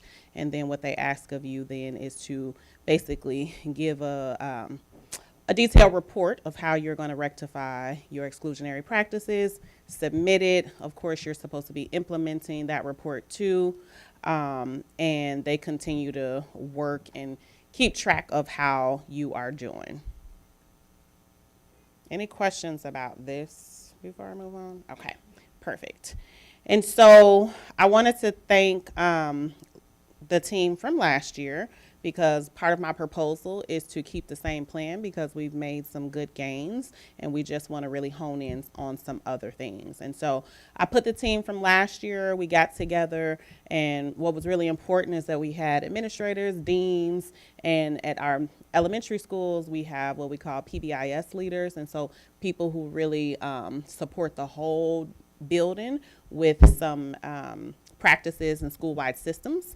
And then instead of bringing that whole team together, this year what I really did was hone it in on some secondary, and you'll see why really in the data I've shared before, that secondary, in the secondary levels, UMS, UHS, is where we see the uptick in our exclusionary practices as well. And so I made sure to, because I meet with them monthly anyway, have conversations with them, talk to deans. We've done some PD with deans and SRSs, student relations supervisors, and the admin too on this list have been a part of our continuing restorative practices training that we started in the summer, and we've continued. So we just had a meeting on Friday, which went well too. So shout out to everybody who had a voice in this plan. And again, once we all have a voice and we're the members who are coming up with the plan, I believe that's why the plan works. So here's some background information. I won't go over everything, but as Beth kind of stated in some of our strategic plan, and I brought out in our culture and climate plans too, there were inconsistencies in the way that buildings were responding to student behaviors, right? You might have one building that is like low in exclusionary practices, ISS, so we call that in-school suspension, and also OSS, out-of-school suspension. And then you have some buildings who may have more support, but they're higher in their exclusionary practices. And so coming in with that joint student discipline committee with the UEA that Beth was talking about, changing the matrix, implementing the discipline continuum. So if a student does this one time, it's a level 1, and that is managed by a teacher. Then if they repeat that, and then it goes to a level 2, and it may be managed by a social worker or somebody on the team, just depending on the school makeup. And then level 4s really are the ones that should be office managed by an administrator who has the say to give in-school suspension or out-of-school suspension as a consequence. And so that work was done. It was due to the union, also our staff not feeling safe in schools and seeing that disruption of and that intick of student behaviors, especially after COVID, et cetera. And so that happened in 2023, 2024. Then last year, we revised the procedures of suspensions, as we talked about. We really looked at what those definitions mean. And so one of the words that we took away, which we know was not culturally responsive, was disrespect. And so now it says like disruptive behavior with a clear definition of what that means. And then there are other behaviors that we kind of identified and make sure everybody was on the same page, because we know that behaviors can also be received as subjective, and we want to try to take some of that subjectivity out of it as well. Then we implemented culture and climate goals in our school improvement plans, and of course starting those monthly and biweekly check-ins with our schools who still needed support implementing systems, looking at data regularly to target some of the needs for the building and to support staff and students. Then this year, I know we've talked about this a lot, but we've implemented CHAMPS training. And so CHAMPS is really, when we think about PBIS, that school-wide system of behaviors, CHAMPS is the classroom management behavior. So a teacher really thinking through, how would I respond if students are doing this way? If they don't come to class with their resources, what is my procedure for that? It's also, how do we come up with community agreements that are in more collaborative and friendly language, instead of the don't do this. You know, in this class, we don't yell at each other, or in this class, we choose nice words. And so really thinking through, what are our classroom management systems that we can utilize in the classroom that keep kids in there and that we can refer to often in order to support students and kind of redirect their behavior as well. And so that training happened for all certified teachers. And then I did some additional training with non-certified staff. We had Safe and Civil Schools here, and that happened right on our opening days. And so they're also coming back in this June. And our consultant with Safe and Civil Schools was just here in November, working with our administrators as well. And so really doing that work of, how do we really support teachers? And so CHAMPS is how we support kids. And part of CHAMPS is using the STOIC framework to support our adults. And so the STOIC framework is all about, what structures have we provided, what teaching, what observations have we given. So inspecting what we expect, what feedback and supports we give our adults, and how do we also correct fluently when needed. And so we've really been working with lots of schools on that framework as well, and not just in the aspect of discipline, but how do we roll out anything, really looking at, did we hit all those components of the STOIC framework in order to see successful implementation, versus just telling somebody to do something and then we walk away. So it's a way for us to really look through where we may have errors or holes if we haven't really completed that full process of the STOIC framework. And as I've shared, restorative practices training has been going on for the secondary, SRSs, deans, and APs all year as well. And this was all a part of our discipline improvement plan last year. So I did want to share some data. This was end of last year's data on all of our schools. And if you look at the very last column that says year to date, IS, in-school suspensions, OS, out-of-school suspensions. So you have the data there. You can see where some of our schools were higher. What I would say too, pay attention to like number of students, because sometimes we really do dig into that conversation as well. If there are like 20 kids in a school of 500, then how are we supporting and creating that tiered services for those 20 kids? Or is it something larger on a systems level that we need to adjust for our tiered services and or for our school-wide? I'll leave this here and see if you have any questions before I go to some more data. So if you want to, what I want to say, if you want to keep in mind our secondary levels and where they kind of left off last year, and then we'll kind of talk through some current data and where we're going as well. I'm sorry, somebody had a question. What's the rationale for doing an out-of-school versus an in-school suspension? That's a great question and complicated. Oh, okay, Luke. Put me on the spot. I would say that so I just had a meeting with a school this afternoon, and what I would say that sometimes it's the severity of the behavior of a student, and that also depends on maybe the culture and climate, the mindset of the adults involved as well, for positive purposes, but also sometimes we get triggered as adults too. And sometimes I think that those decisions that we make as adults impact kids more than they do supporting kids. And so if a student was to come and maybe curse me out, right, some would deem that as, oh, you curse at a teacher, you're out. right? Although SB 100 says that that's not a substantial threat, like calling a name, not like threatening a teacher. But I think that we are in a difficult culture and climate space where we are working to navigate like adult triggers, but also how do we support our students and how do we bring them into spaces where they do feel that sense of belonging, where they don't want to interrupt learning, disrespect the adults that are around them, or that they want to come and learn how to manage and self-regulate. And so I think a lot of it is dysregulation because we don't have some systems and or supports in place to handle that. And then, you know, I've been a principal before, you have 200 or more other kids that you have to continue to support, and the adults as well.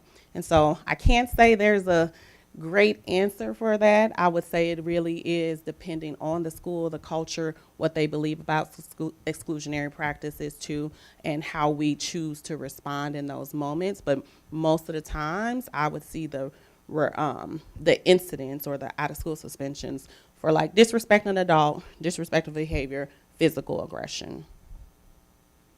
Can I add to part B to that? Everything that she just said, and we have some students that have some extremely challenging needs and behaviors, and so sometimes having them be, because we know out of school suspension is not remediating any behavior. However, not for the student, it's inconveniencing the adult who is finding something else for that student to do while they're at home.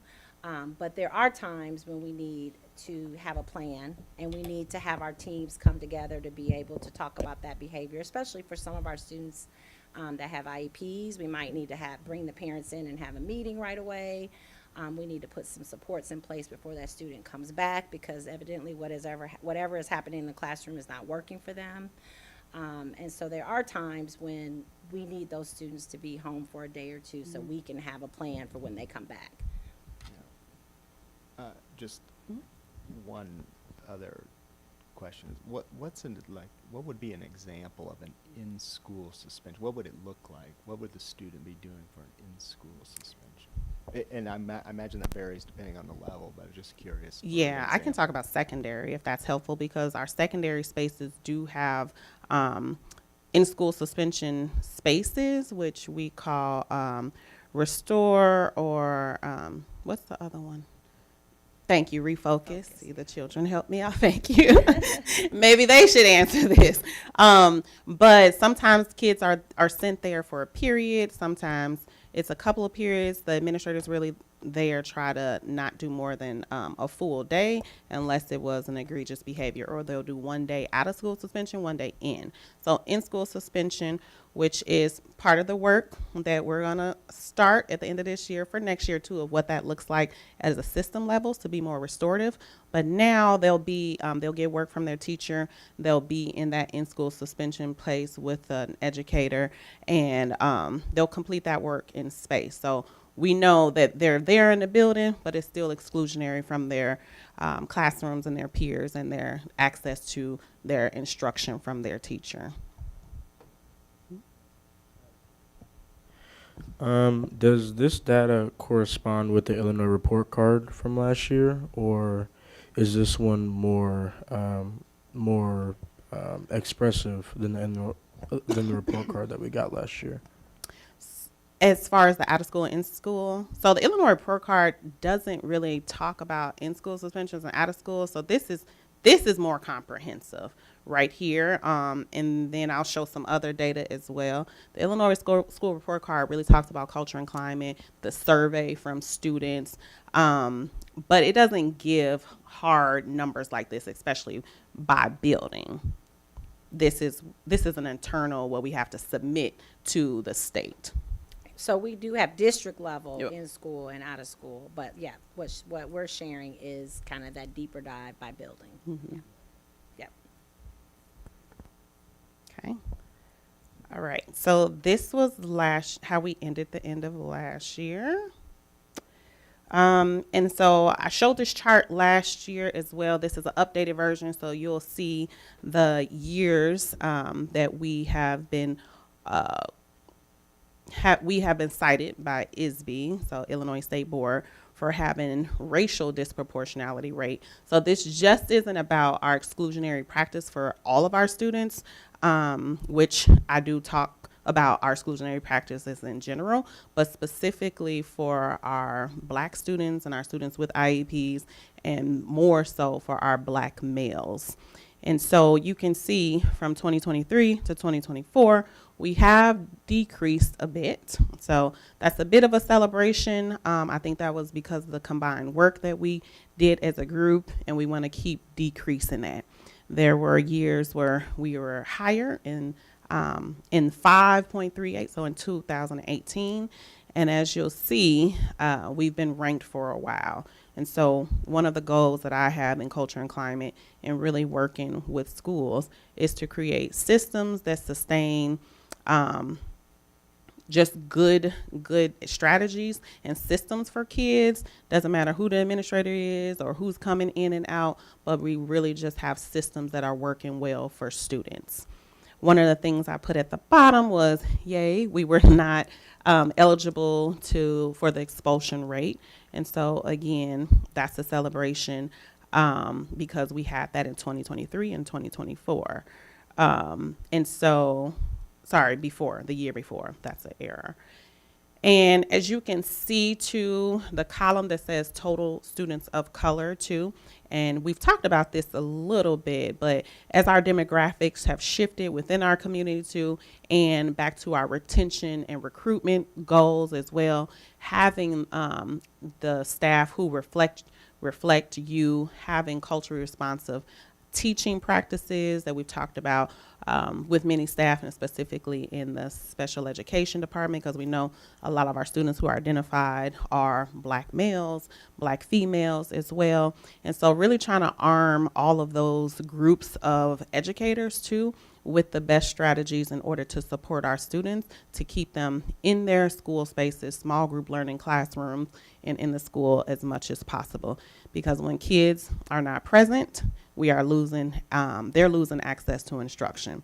And so some of the academic goals that we may see due to chronic absenteeism or not having access to instruction does make an impact in our student outcomes.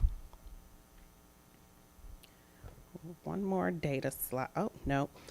So this was just talking about what disproportionality means. And so you're at a higher risk.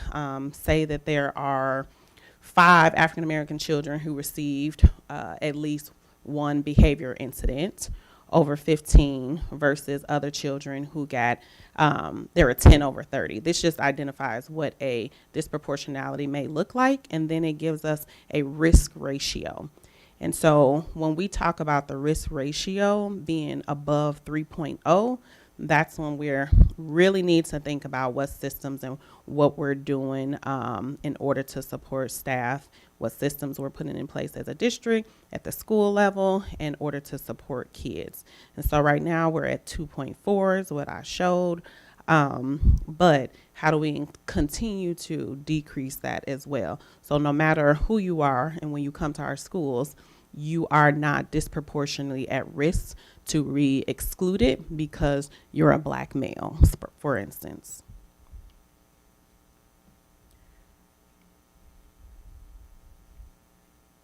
Did they stop working? Can you? To the next one. Sorry. Maybe it died on me. Is it moving for you? Oh, it's not working here. It's not working on this computer. Oh, okay, now it's there. Now it's there.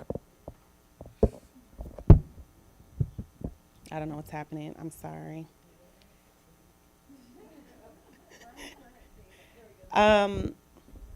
So yeah, we can keep it here. Oh, not here. Back to the data slide.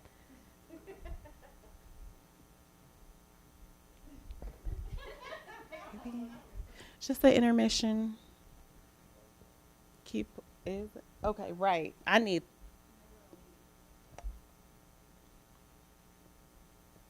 Well, one of the things I'll say about the current data slide, whenever it gets up there, we just showed this data to our secondary and our restorative practices meeting. So we have a consultant who's been coming in and working with the same group all year. And so one of the things that we are passionate about is framing of why we're doing this, why does this matter, right? Really showing data to maybe some of our staff who may not see this data regularly because they're student relations supervisors.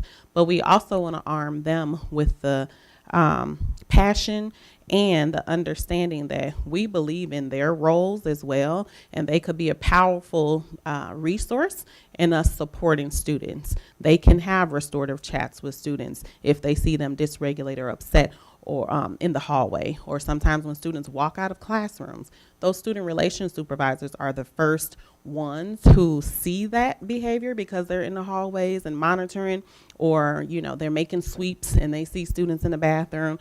And so what we're really trying to do too, in addition to the deans and the APs who oversee discipline data, and some of the principals come too, is really talk about how do we have restorative conversations with students? What does that look like?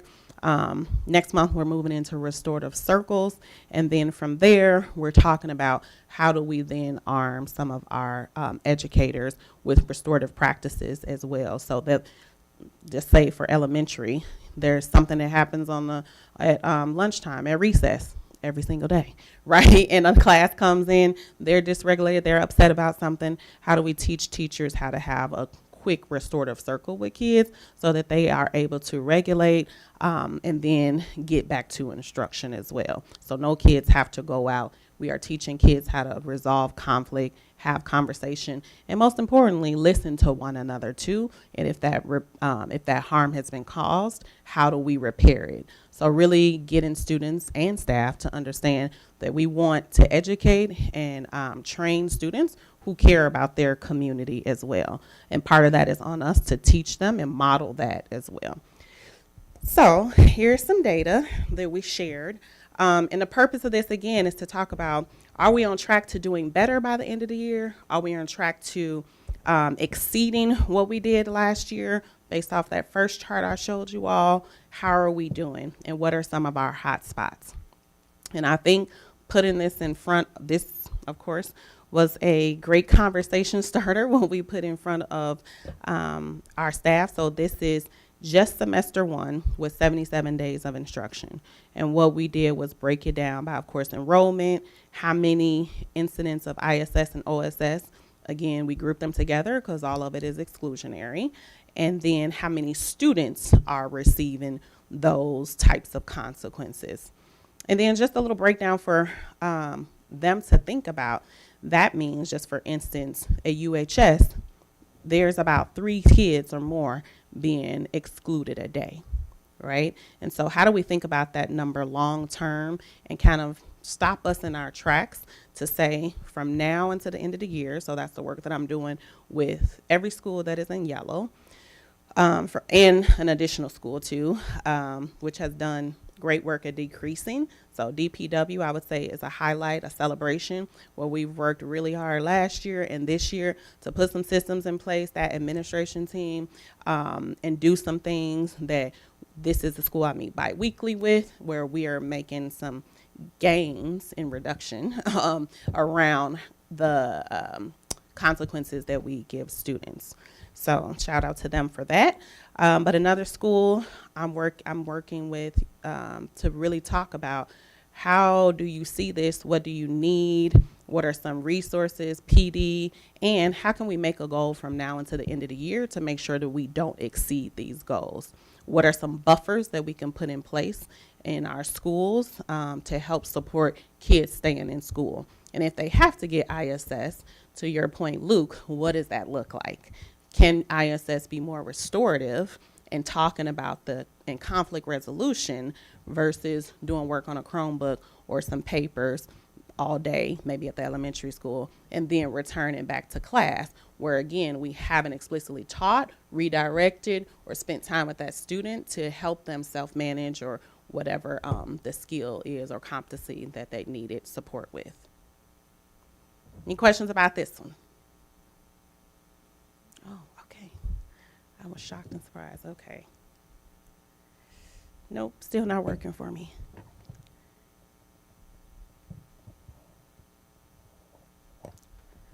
This is a slide, it's in yours, but I just wanted you to see how many. On the left is suspensions out of school per building, and on the right, suspensions in school. This was just as of last week as well. We can keep going. Next one. All right. So last year, these are the same objectives we had last year when I pulled all of those groups and educators together to come up with our discipline improvement plan. And so really it was to talk about root causes and why we have this disproportionality and exclusionary practices, and then thinking about restorative practices, how we implement that to reduce exclusionary practices.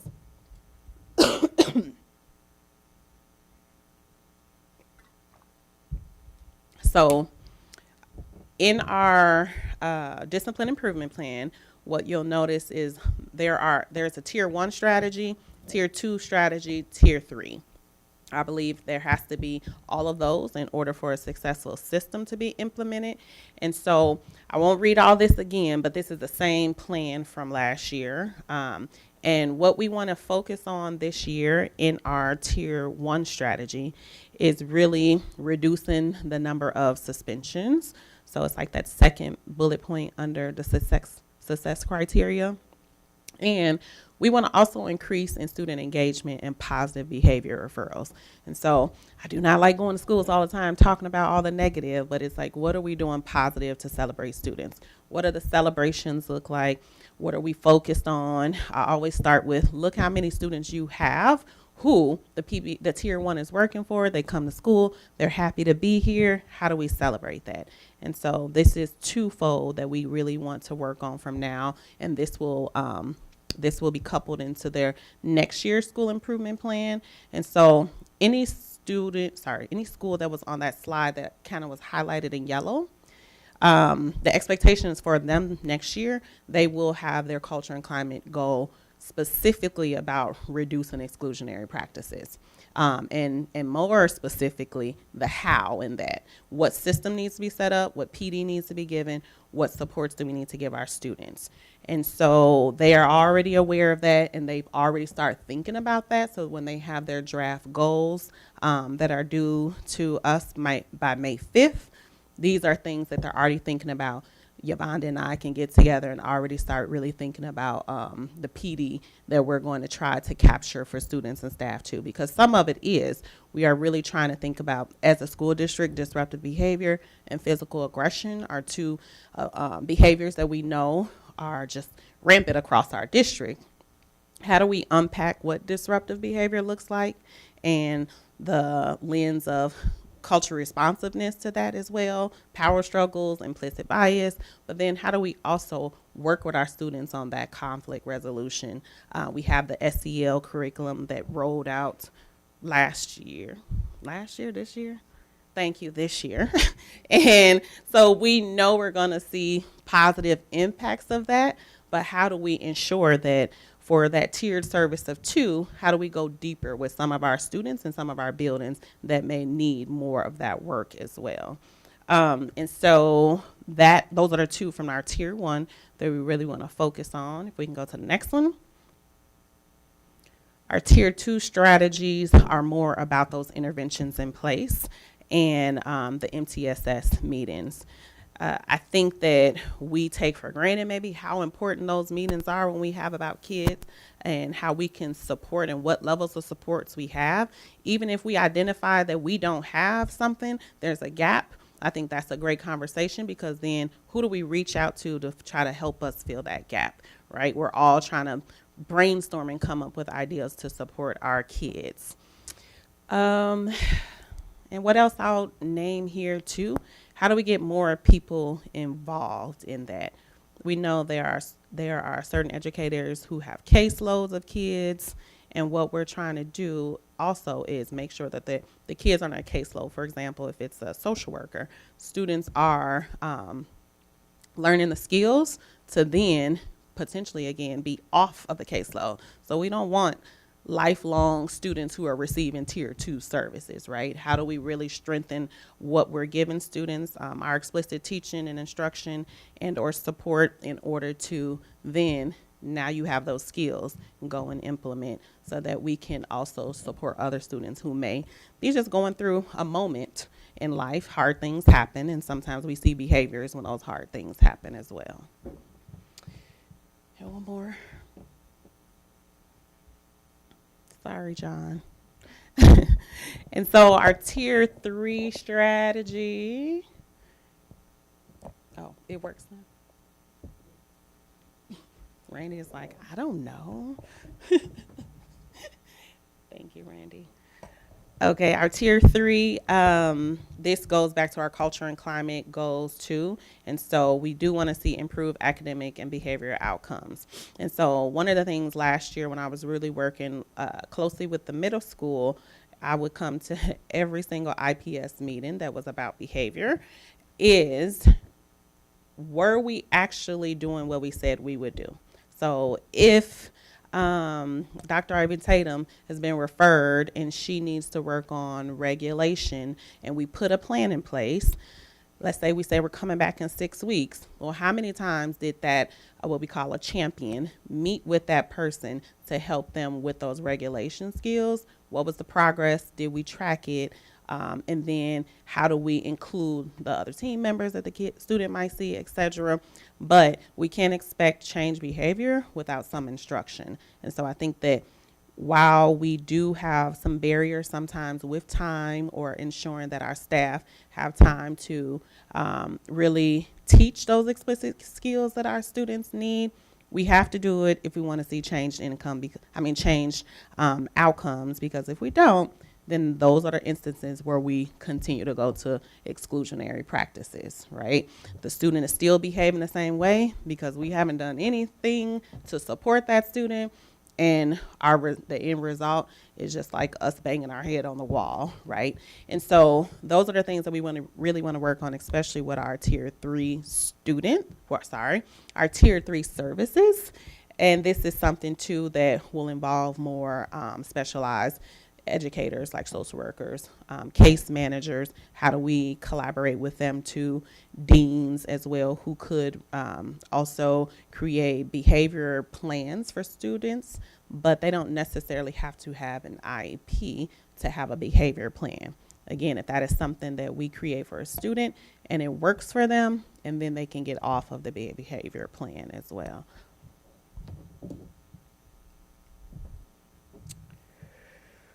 So all of those tiers, the work that I'm asking schools to do is hone in more on that MTSS services, honing in more on making sure we have explicit instruction, really thinking about how we're celebrating kids. And so those things will come up again in the upcoming school improvement goals for next year, because we are making progress and we want to continue that progress and really narrow focus. So we don't want all new goals, and so I am asking the board, can we keep the same plan? And then the work that we'll do is continue to hone in on the things that are really supporting students and adults. And I'm going to continue those meetings that I have with administrators, and we're going to focus on those reduction and exclusionary practices and tiered supports for students.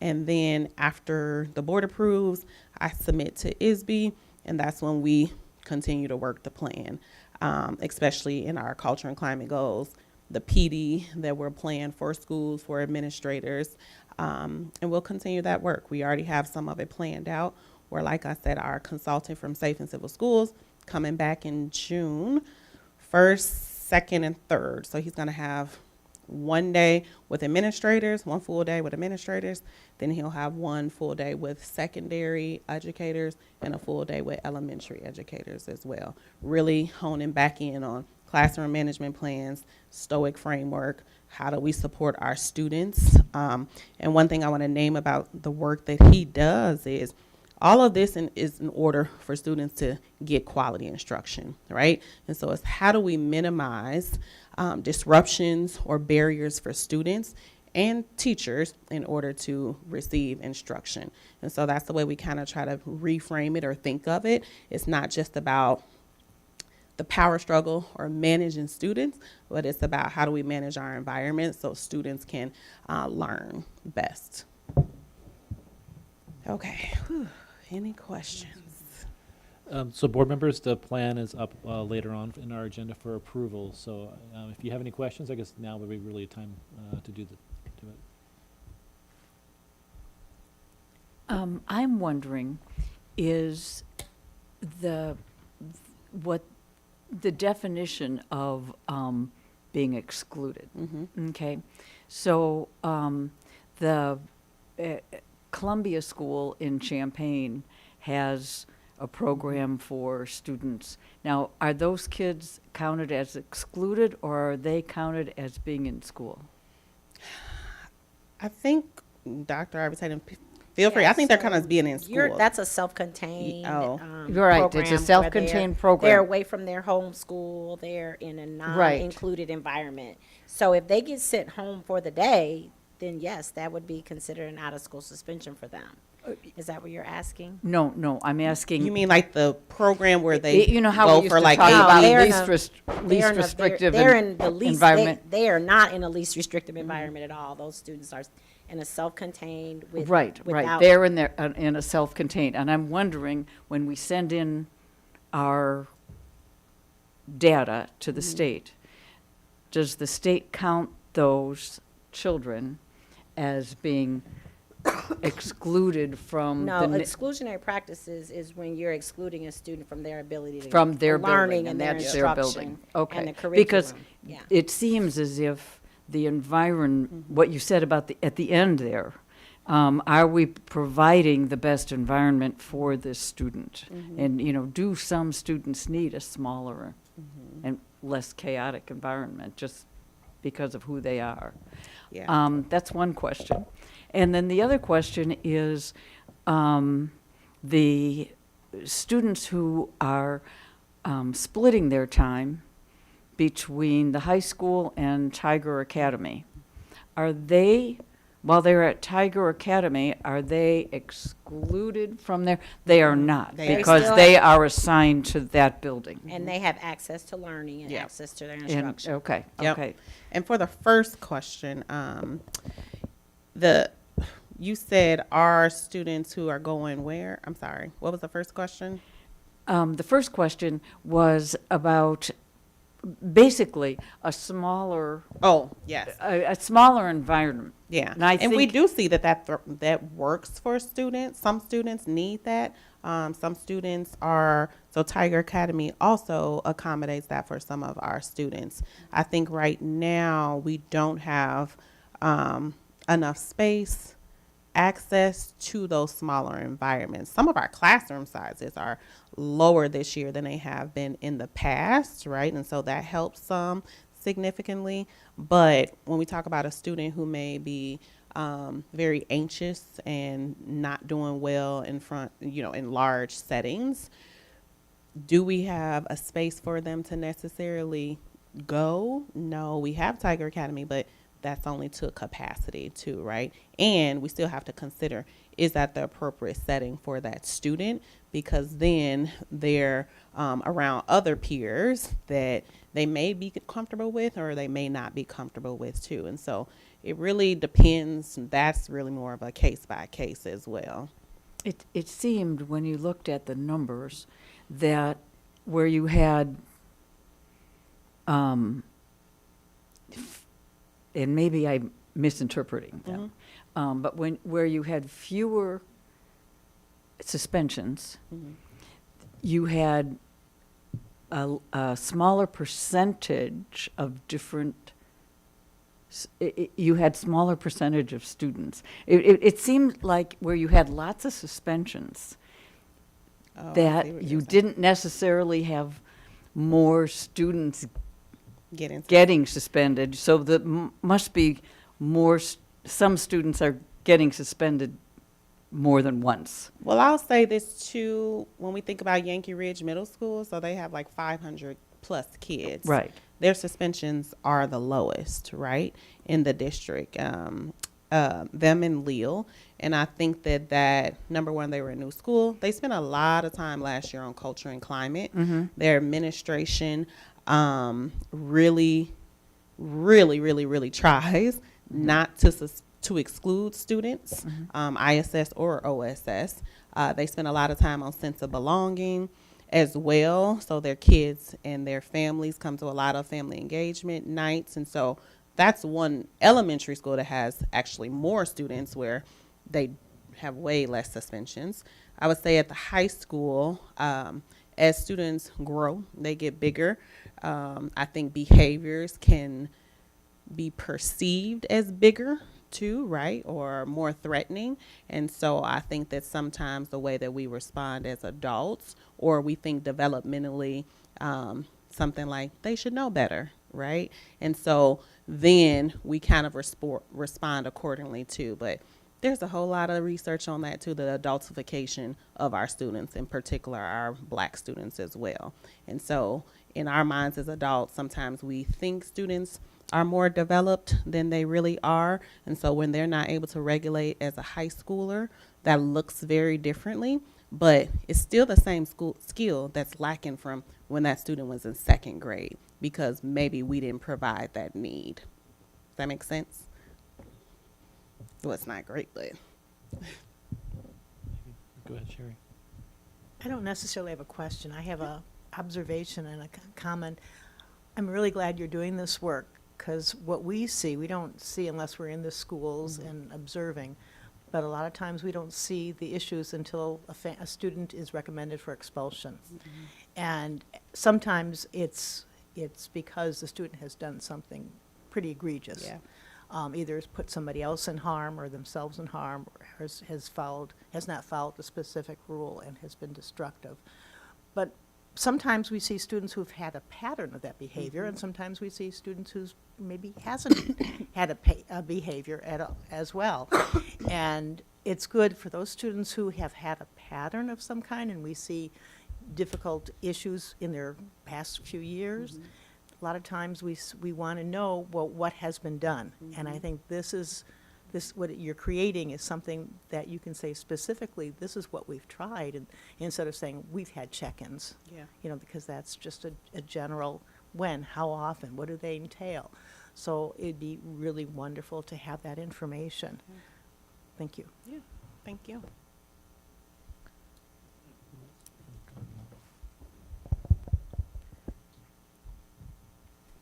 Yeah, I'm really glad you brought up the fact that, you know, it could be the size of the student where we perceive them to be older than what they are. Because I've been around a lot of young people that actually fit that category, and I absolutely think that that's something that hasn't been talked about enough, that, you know, they appear to be a certain age that they're not. So they are kids. And I'm just really glad that's being brought up now. Thank you. Thank you. Anyone else? Again, this is up for a vote later this evening. All right, thank you. All right, thank you. Our third administrative report for the evening is on Urbana High School's automated system update. This is Randy. Okay. I am requesting board approval to replace the existing building automation system, the BAS, at the Urbana High School due to system being obsolete, the age of the system, and increasing failures. The current BAS at Urbana High School is over 20 years old and has been obsolete for several years. The system relies on outdated communication methods between the network managers and the temperature control and building automation equipment. As a result, the system is no longer reliable and beginning to experience more frequent failures that impact temperature control, comfort, and operational efficiency within the building. As the system continues to age, the replacement parts are becoming increasingly difficult to obtain, and failures are more disruptive and costly to address. Continued reliance on this obsolete system presents a growing risk to the building operations, student and staff comfort, and energy efficiency. By remaining with the current provider, Technical Solution Services, TSS, we are able to strategically replace controllers and related equipment while maintaining the system's compatibility. This approach will allow us to modernize the system in phases, reduce downtime, and avoid the higher costs associated with complete system changeover to a different vendor. Facilities Department recommends moving forward with the replacement of the obsolete building automation system at Urbana High School, and respectfully request the board approval at a cost of $113,700 to TSS with an installation contingency of 10%. Thank you, Randy. Board members, any questions? Just for clarification, for the public's also information, since this was a technical services request, this doesn't fall under the normal bidding rules that would apply for things like food service or for custodial services. Is that correct, Randy? Yeah, yes. Okay. So the bidding rules in Illinois for things like for services, there's two categories of them. That you say it's for like custodial services or for food services. They have to be, you have to do a bid out. You get the bid document together. But for things like legal services or infotech services or something that requires specialty training. Emergency, okay. Yeah, it's more of an emergency. Something is broken and we have to fix it. So basically, yes, right? So there's reasons why this wasn't like bid out. I'm just letting the public know that. Thank you. Thanks, Randy. Thank you. Randy, Yes. so the school was closed for 2 days? Is that the high school was closed for 2 days? 1 because day. 1 day? 1 day. Okay, and that was because you couldn't regulate the temperature, or there was, Part of it, yeah. okay, so this will make that improvement? Yes. Okay. Yep. It was the middle third of the building where we didn't have any controls for that period of time. And that's the 88, 89 edition, I think, is what they call it. That's kind of where we had the problems there. We had 11 rooms affected, and the pipes froze. Yep. All right, thank you. Again, this is up for a vote later. Yeah, and how long will it take to replace this? Once we get it, they can start on it right away, and they can do it while students are in the building, because it's all in the boiler rooms and kind of behind the scenes. They won't have to be in the classrooms too much. Yeah, I just heard it's supposed to get really, really cold again, so. Yeah, actually, the system's kind of gotten better since then. We were having to reset it like every other day. Now we're down to like every 4 days having to reset the system. But that could change at any point, so and I have people going in to monitor the building on the weekends, and we have ESS there in the evening, so if they know that if there's a problem there to contact us right away, and my guys know they're all on standby, so we'll call them and get them in and do what we can. Is that something normal that you would have to do, is reset the system consistently, or is that, okay? No. John could always tell you too, with technology stuff, there's always like a little glitch, and that can throw some stuff off, but this is more than just a little glitch. This is some communication issues with the just the old system. Thank your guys for being available and for keeping us Yeah, safe they put in and a lot of warm. overtime that day we had the day we were off, and then the day we had the frozen pipes. It was a long couple days. 20 years is about the life cycle. That's pushing it, yeah. Pushing That's- yeah, and we're over that. Okay, gotcha. Anyone else? All right, thanks so much, Randy. And our last administrative report on the evening is on the district's website's accessibility changes.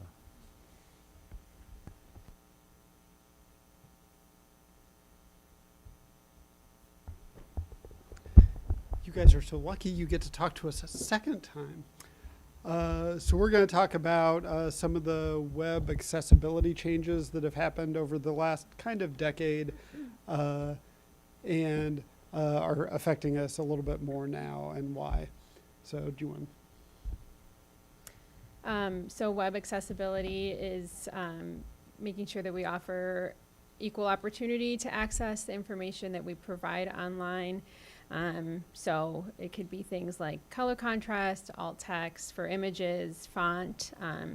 There are certain requirements. It's Web Content Accessibility Guidelines, WCAG, that all websites, government websites are required to abide by. It just requires us to make sure that our information is, they call it POUR, perceivable, operable, understandable, and robust. Robust is really attributing to assistive technologies, whether it's a screen reader or if someone is sight impaired. There's a myriad of things that could fall under that. And just a little bit of history about this and why kind of now is the time that you're hearing more about it.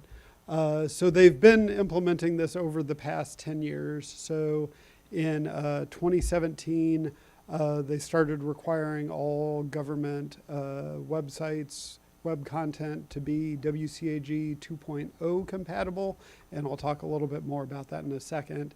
But then a number of years passed where it wasn't, nobody really knew, they knew about it, but it wasn't really enforced. Starting in 2021, which incidentally was the year I came here, the Office of Civil Rights started scanning websites across the nation and sending out notices that people needed to rectify their non-compliant websites. So we got one of those notices of non-compliance. And so in 2022, we worked with a group of interns from the University of Illinois to implement the WCAG 2.0 compliance on our district websites. WCAG 2.1, which is the next version, they developed a few years ago, and now they're going to be enforcing that for entities over 50,000 people starting in April 2026. Mercifully, that is not us, but all government entities starting in April of 2027 will have to be WCAG 2.1 compliant. And so a little bit about what that means, just some of the things that we're required to do for WCAG 2.0 included on your websites. You have to have alt text for all images. So if you hover over them, it tells you what's in the image. You have to have contrast standards where you can't have gray text on a white background, or there has to be enough contrast that people can see them. You have to be able to navigate with your keyboard, not just tabbing through, or not with your mouse, but you have to be able to tab through the different things. And then you have to have captions for videos. I don't know if you guys noticed the Parent Square video had 2 separate captions. And now we also have captioning available on all of our board meetings, which is the majority of our videos because it's incorporated into YouTube. And then the reflow means that when you zoom in or out of something, it doesn't make the text scroll off the screen. Sorry. It kind of reformats it so that it's all together, so you don't have to keep side scrolling to read each sentence on the screen. WCAG 2.1 keeps all of those same features that you know and love from 2.0, but also makes most of them a lot more stringent. It also supports, I'm actually a big fan of this one, orientation changing. So if your phone changes side to side, the content will change to be viewable in either way. So the most important thing isn't actually those 2 standards, but in 2024, the Department of Justice reviewed what qualified as web content, and they determined that PDFs do qualify as web content, so that PDFs also posted on websites have to adhere to the current level of WCAG standards.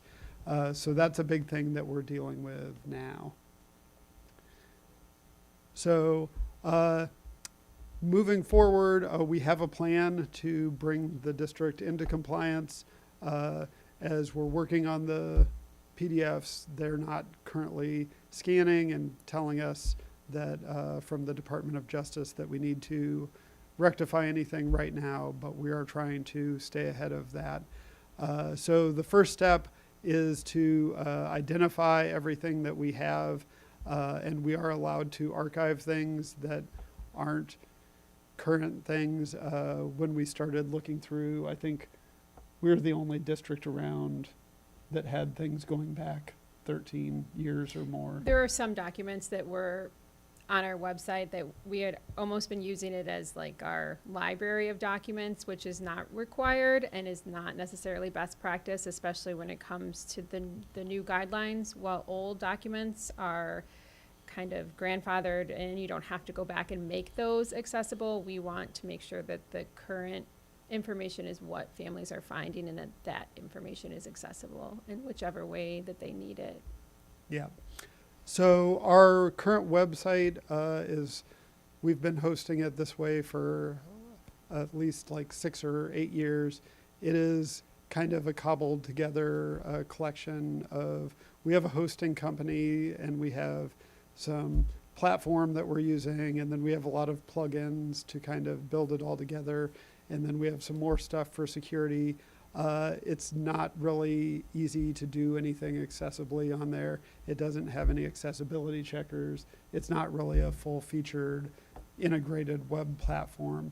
So extending on our mandate from strategic planning of finding a unified communication tool for parent communication, we're also looking at a web platform for the district, and we're really excited to let you guys know that we have found the Parent Square has a web hosting service that will let us combine all of our Parent Square home to school communication with all of our district web communication and building web communication tool.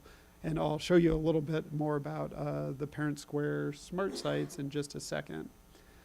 So starting in February, we're going to be setting up the back end of that. It's not a super trivial process to get it set up. And then do you want to talk about kind of the next few? So I think something to point out with the smart sites is that it has, so I'm not an accessibility expert. I've learned a lot. I've done a lot of trainings and a lot of different, to make myself more aware of the new requirements because they change often. And smart sites has kind of a built-in accessibility checker. It kind of checks what I do. It checks me and makes sure that I'm marking all the boxes for what needs to happen. And they have a lot of more support that our current website just doesn't offer. We don't have any of that in the current site. And so if there is something that is missed, there's no kind of checks and balances for that. So as John said, next month we're going to be starting the back end, and then through the spring we'll kind of start migrating and looking at our current website, what we want to have, what we need to have. Is it structured the best way for families and for the accessibility guidelines, and how we're presenting the documents that live on our website. I think there's a lot of education to be had on the documents we put on there. Sometimes they're more meant as handouts, we never really converted over to we're handing this out in paper form versus now we're putting it on the website, and it's not necessarily the same type of document that you would have or the same format that you would have. And so that will take a few months, I think, kind of working on that. And then we hope to have through the summer kind of everything ready to go for fall, so that in the fall families see kind of that new front-facing page. And a little bit more on the PDFs. As we've been identifying what PDFs it's going to be feasible to kind of convert and upconvert to the accessibility standards. We've been looking at some different solutions. Again, mercifully, we're under that 50,000 cap, so we have a little bit more time to do that. But we are working that. Some of the PDFs are fairly easy to convert it. As I walked in, I don't know if you guys got the PDF for the new account activity. This one would be very, very difficult to make into an accessible PDF. It's handwritten and then scanned in, so you can't really get the text. And I have like a little bit. So this looks like 5 of the same text, but when you go and look at them, like the blank space matters. So this top one just has a bunch of leading spaces here. So if this was in a text reader, the text reader would say space, space, space, space, space, space, space, space 20 times before it got to your name. This one is kind of the same, except it has 6 tabs instead of 20 spaces. This one is center justified. This one has a fixed indent margin, so those would just start reading. The one at the bottom is a picture of text, which happens a lot. It seems like it wouldn't, but whenever you take a screenshot of something and cut and paste it into a slideshow or a presentation, that is now like unscreen readable at all. So all of these, you can highlight the text. So basically anything you can highlight, a screen reader can read it. If you see something and you can't highlight it, then that isn't readable to a screen reader. And this isn't just an Urbana problem. I'm part of multiple different school district groups across not just the state, but across the country. This is an issue that a lot of districts are working through and re-educating themselves on best practices and reviewing their websites. I have colleagues who have gone through full audits when they get flagged, and that's really what we're trying to prevent. We don't want to get to the point where we're flagged and then we have someone coming to audit all of our documents, and that's a big headache. So we're really just trying to stay ahead of what the requirement is and meet their deadlines so that we are in compliance. Yeah. And so over the summer, once we have this tool, over the summer and the fall of next year, we're hoping to leverage some internal and potentially, again, university interns to kind of work on converting these older documents. As with everything, we'll be providing training for staff on the smart sites, and we'll be providing training for staff, mostly director level, who present a lot of things, or admin assistants who post a lot of things on how to kind of scan to make sure their documents are accessible. So at least future documents, we won't have to work on this again. Oh, dang it. Sorry. So many buttons. So real quick, this is kind of a little preview of what the smart sites looks like. It meets by default all the WCAG 2.1 accessibility standards. It will tell you if your colors aren't high enough contrast. It has built-in line height, color spacing, font sizes, and alt tags, all the things that you need to make your site compatible. But this is kind of what it looks like on the left side. And it does integrate really well. There's a lot of synergies with the Parent Square app. So posts from Parent Square can go directly to the website, and you can have website content integrated directly into Parent Square. So really a great opportunity for us to keep both of those. So do you guys have any questions? Go ahead, Jennifer. So is this process the reason that some of the documents were taken off of the website, the board documents? Yes, we've been curating and looking at what we have, and so the 13 previous years is not really a standard practice of what other districts do, and there's really no way that we can go and update 13 years of documents. Catherine does an amazing job, but like there's a lot of demands on her every day. And even with an army of interns, it's an overwhelming amount of documents to go back and look at. But didn't you say that they wouldn't make you go back and do historical stuff? I have to admit, I have used the documents from previous years when I'm preparing questions for the board.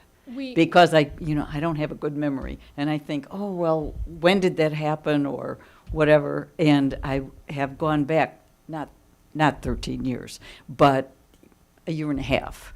And so it would be nice to have those accessible, because if I can't do it myself, I would have to, ask you to find it for me? It would be nice to have them all accessible, but there's so many documents going back, we can't make them all accessible, so we have to make some choices here and there. And the new guidelines, we do have to clearly archive the old content to make it very, in a different kind of area, because it can't be on the front facing.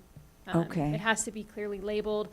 On the current site that we have, it's kind of a challenge to kind of figure out how to do that, which is why we started exploring. Like John said, the site that we have is kind of cobbled together in different pieces that was created before I began in Urbana. And there's no real checks and balances for accessibility on it right now. And I can provide you with some more links about all the standards and the whole government guidance from 2024, and you can look at it a little bit more. Yeah, you don't have to do that. I trust you about all that stuff. What I'm saying, though, is if it could be, as you're going through this process, if it could be archived in such a way that people could access maybe 2 years or 3 years, I think that would be a good thing. And it wouldn't have to be on the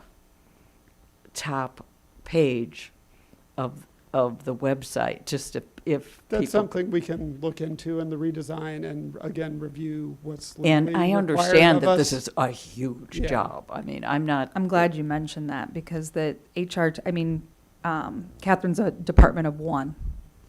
And for her to have a responsibility to Oh, do yeah. that, she's my neighbor in the office, like she's my office neighbor. And the demands of this position are growing every day. And to ask her to do that is really unrealistic. And I don't want to lose her from the district, just putting that out there. Yeah, I mean, a lot of the legacy documents they really were PDFs of like scans. There's just no way to possibly convert a lot of those documents to be compliant with the current standards. Jennifer, what type of documents are you talking about? Well, when we were discussing different topics, I went back and I looked at some of the board meetings. Talking about minutes of meetings? Is that what you're talking about? Or presentations? Presentations. Okay. Presentations, and actually I looked at the video of the board meeting. That's a Board meeting videos will remain wherever they are right now. Oh, okay. And they There's a will have the library of them. presentation, and they're also all captioned, so we don't have to do anything extra with all those videos. So those will be there for you. Okay, okay. Well, that's helpful. It's just, I did look back at, I looked back at a couple of Joe's presentations, and when I was trying to figure out about when grants were ending and stuff like that, and was that presented. And so, I'm just saying, it was useful to me as a board member. And I think prior to 2021, maybe, was when they were on UPTV. Those are still accessible on the UPTV site. Okay. They're Just- accessible on our website as well. You should still be able to get all of the board videos through the board Mhm. page. Those Right, haven't yeah, gone but away. not the documents. Yeah, And okay. isn't part of what we have to do, and I think, I know Catherine did a lot of research for this too. We're one of the few districts where you go into the board page and it takes you to a Google Drive.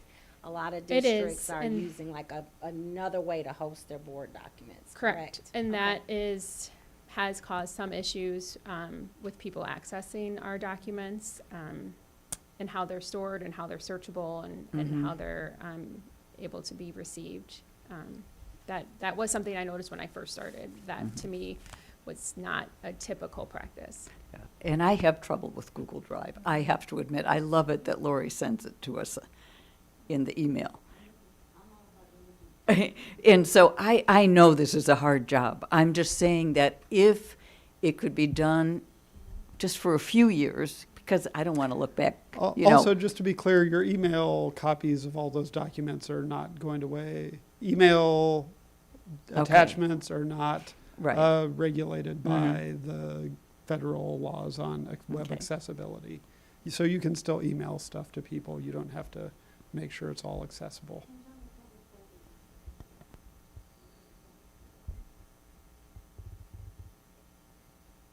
So he, The documents that are required to be available, which I think is, we can again check on that. I think it's agendas and minutes going back a certain amount of time, and certain documents from the finance department and HR department going back for a certain amount of time will be available. I just want to. Everything we're required to have available, we'll make sure is available. and some of those required documents have, if they're in PDF format, I have to go in and pull out the content and make, one kind of workaround to the PDF accessibility is if you have it one way on your website that's accessible, then your PDF can be linked with it. And then that's kind of creating double or triple work for me, or I'm spending hours kind of copying text and putting it into a new format. And so we really just kind of want to, the key takeaway is, does it really need to be a PDF? Does it really need to live on your website?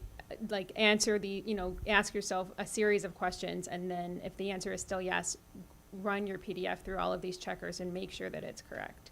But yes, everything that we're legally required to have posted is still posted and will still be posted. Of course. And I liked it that we had the historical stuff, but, because otherwise I have to call central office and say, gee, I'd like to find this.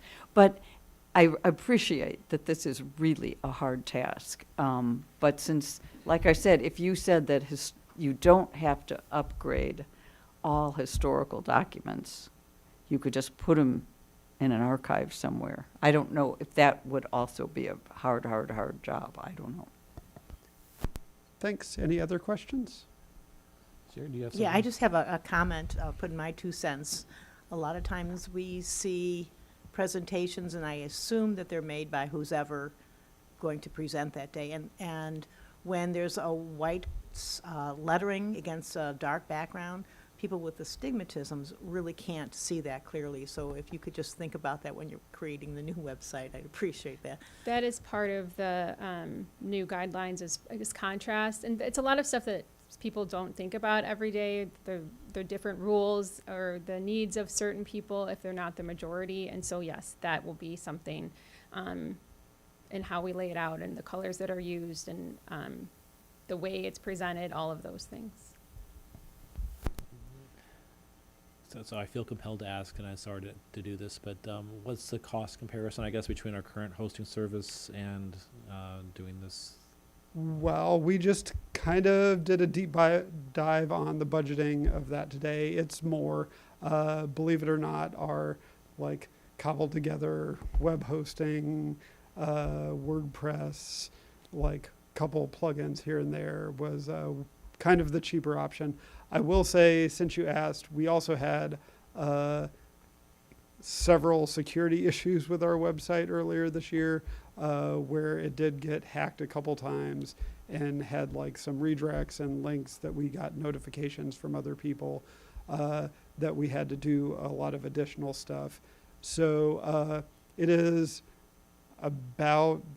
went from about 2,000-ish a year up to about 6,000-ish a year.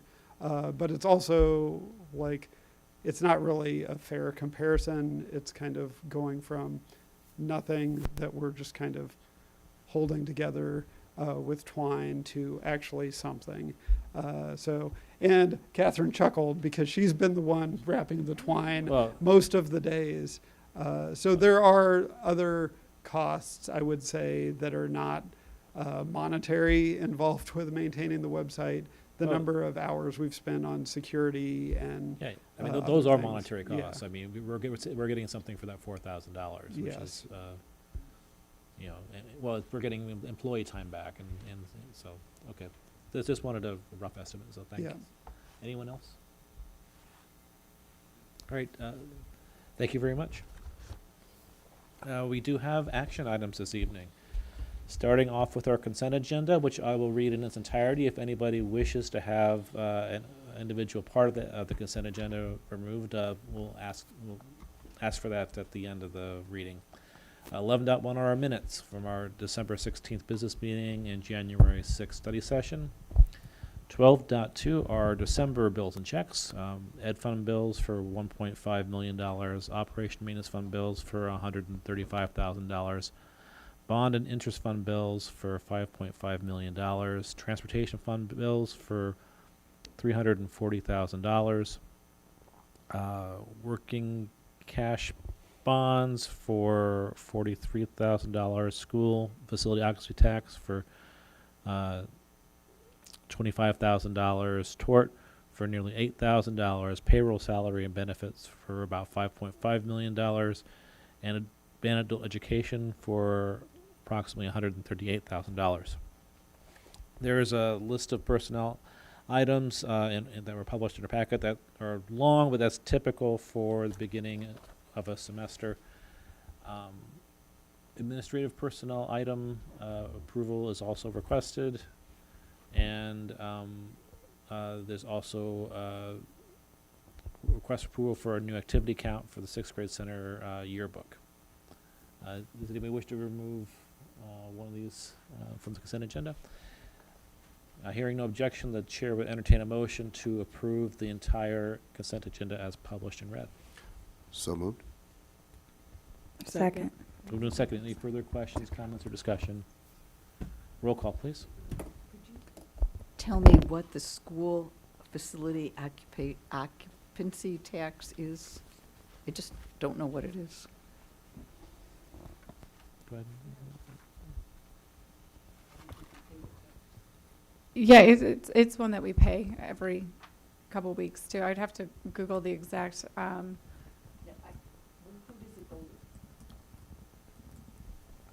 Who does it go to? What is it for?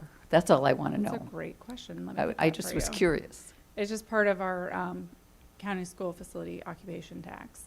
So I'll have to get back to you. Let me look into that. I want to make sure that I get it specific. You kind of threw me off. I was not ready for that one. Okay. Thank you. Any other further questions, comments, or discussion? Roll call, please. Member Cheryl, Yes. Member Hickson, Yes. Member Marabou, Yes. Member Jones, Yes. Member Langendorf, yes. Vice President Baxley, Yes. President Pulowski. Yes. Motion passes. We do have individual action items as well, starting off with 12.1, which are gifts. Dr. Evelyn Underwood and Bishop King James Underwood donated $200 to the Evelyn Burnett Underwood Music Assistance Fund.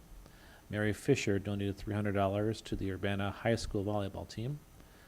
Urbana Fraternal of Police Lodge 70 donated $500 to the Urbana High School to purchase mariachi uniforms. Quick Shop Urbana donated $300 to Urbana Early Childhood School. Champaign-Urbana Elks Lodge 2497 donated $500 to the district to assist with purchasing food for kids who may not have food at home. They wanted to make sure kids do not go hungry. CU Church donated 23 coats to provide warmth for students that may be in need of a winter coat. Tim Harton, Urbana, donated congas and stand to the district music department. And Cindy and Michael Louie, Urbana, donated an oboe and alto saxophone to be used at Urbana Middle or High School. Is there a motion to accept the gifts and send out appropriate thank yous? So moved. Second. Moved and seconded. Any further questions, comments, or discussion? All in favor, say aye. Aye. Any opposed? Motion passes.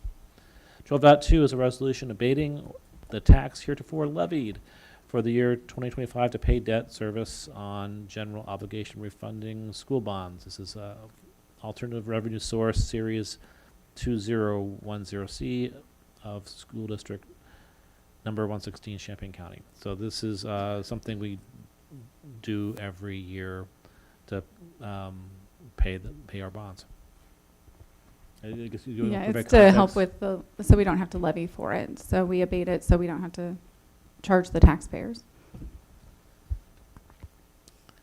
Is there a motion for the floor? So moved. Second. Moved and seconded. Any further questions, comments, or discussion? Roll call, please.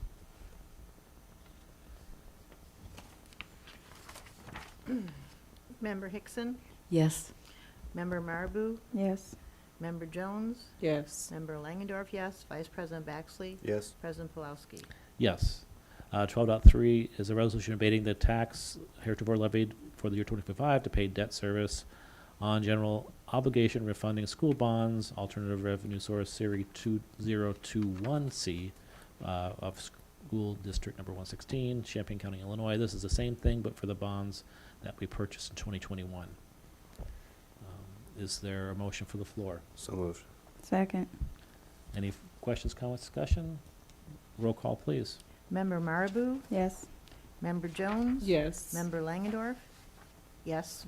Vice President Baxley? Yes. President Pulowski? Yes. Member Cheryl? Yes. Motion passes. And lastly, the Did I forget you? it's the same. It's Member a- Hickson, I'm sorry. I I'm think I sorry. got you this first time. I'm My sorry. apologies. Okay. It's unanimous.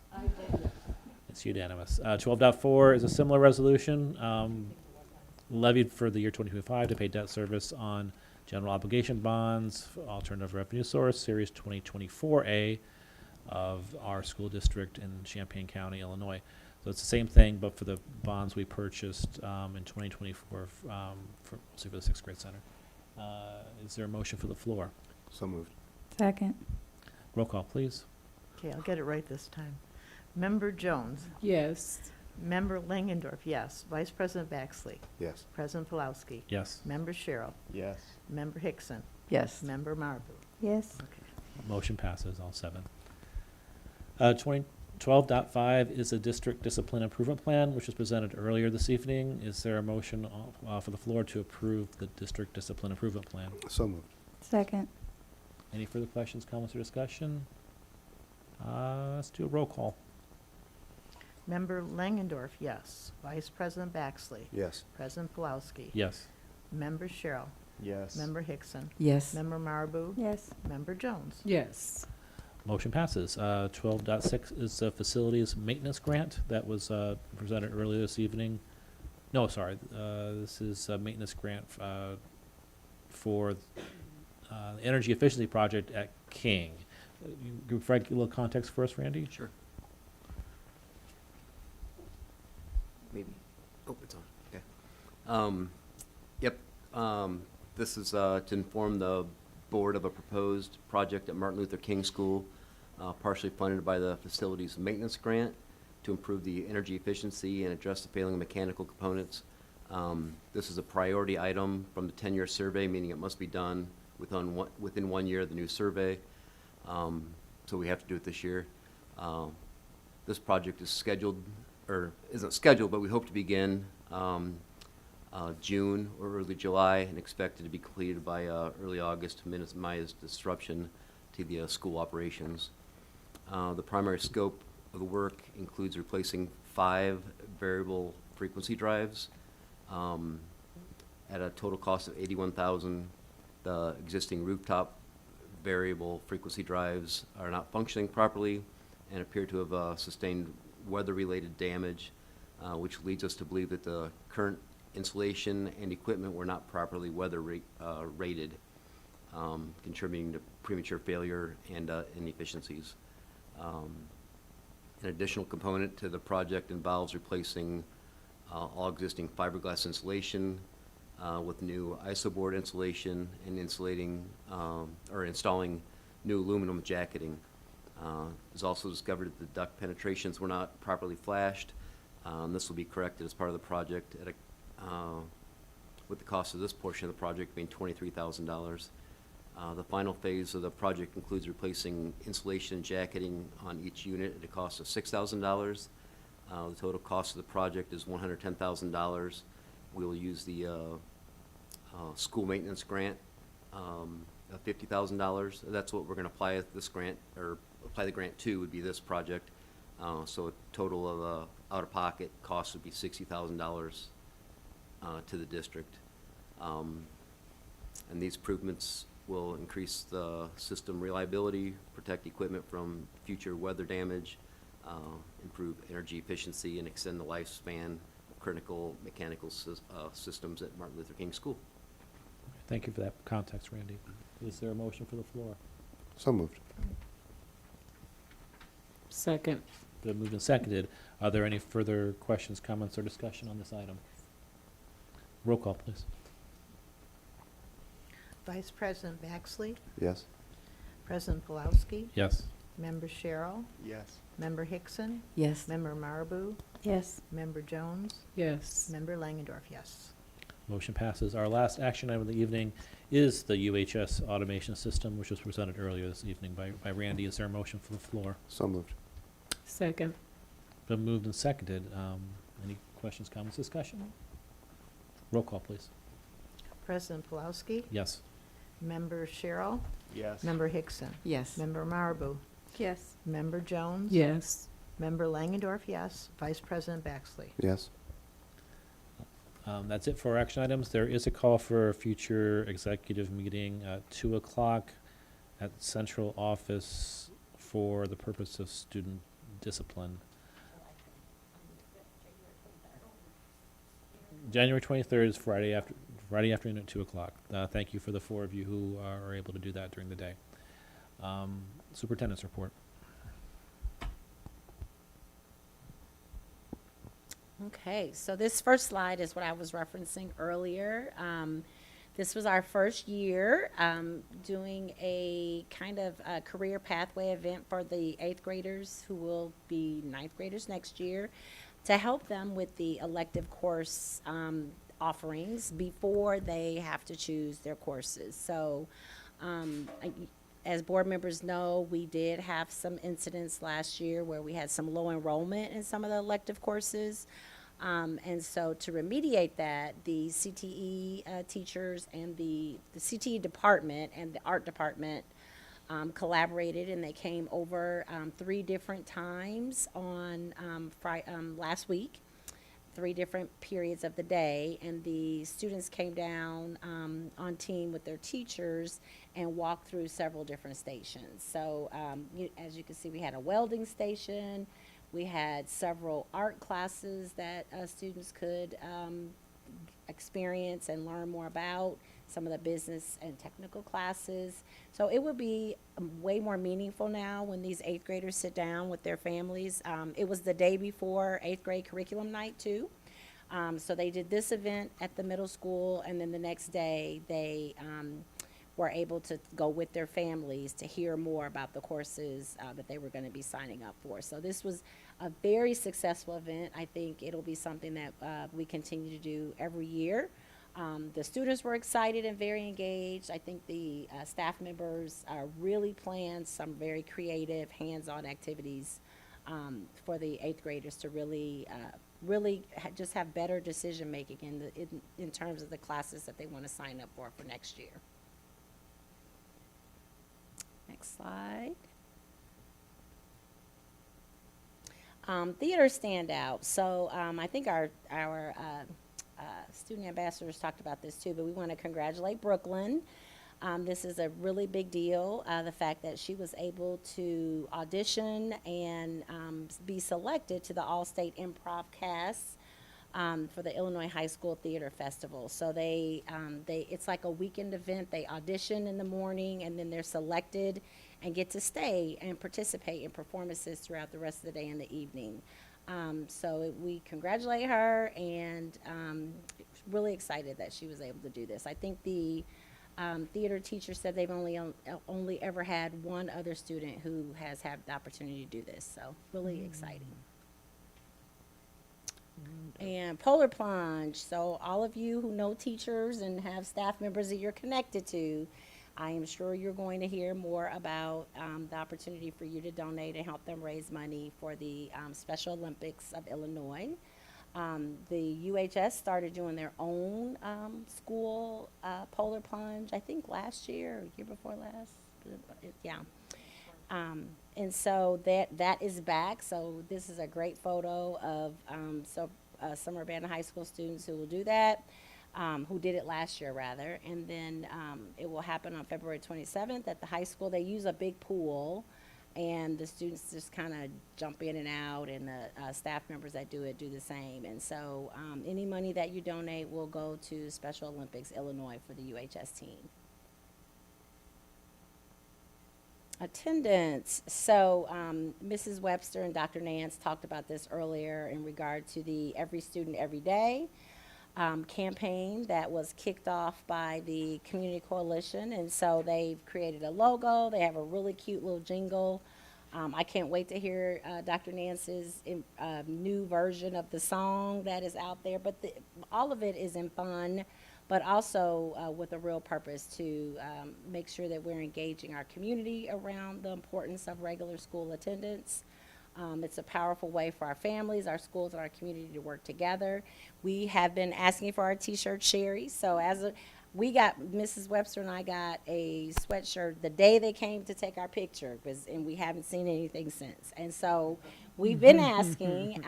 We know our student engagement advocates are eager, and we all just are wanting to promote it and be able to be unified with the folks in Champaign who are doing this. So if you at the top there, we've got Mayor Williams is there in the middle.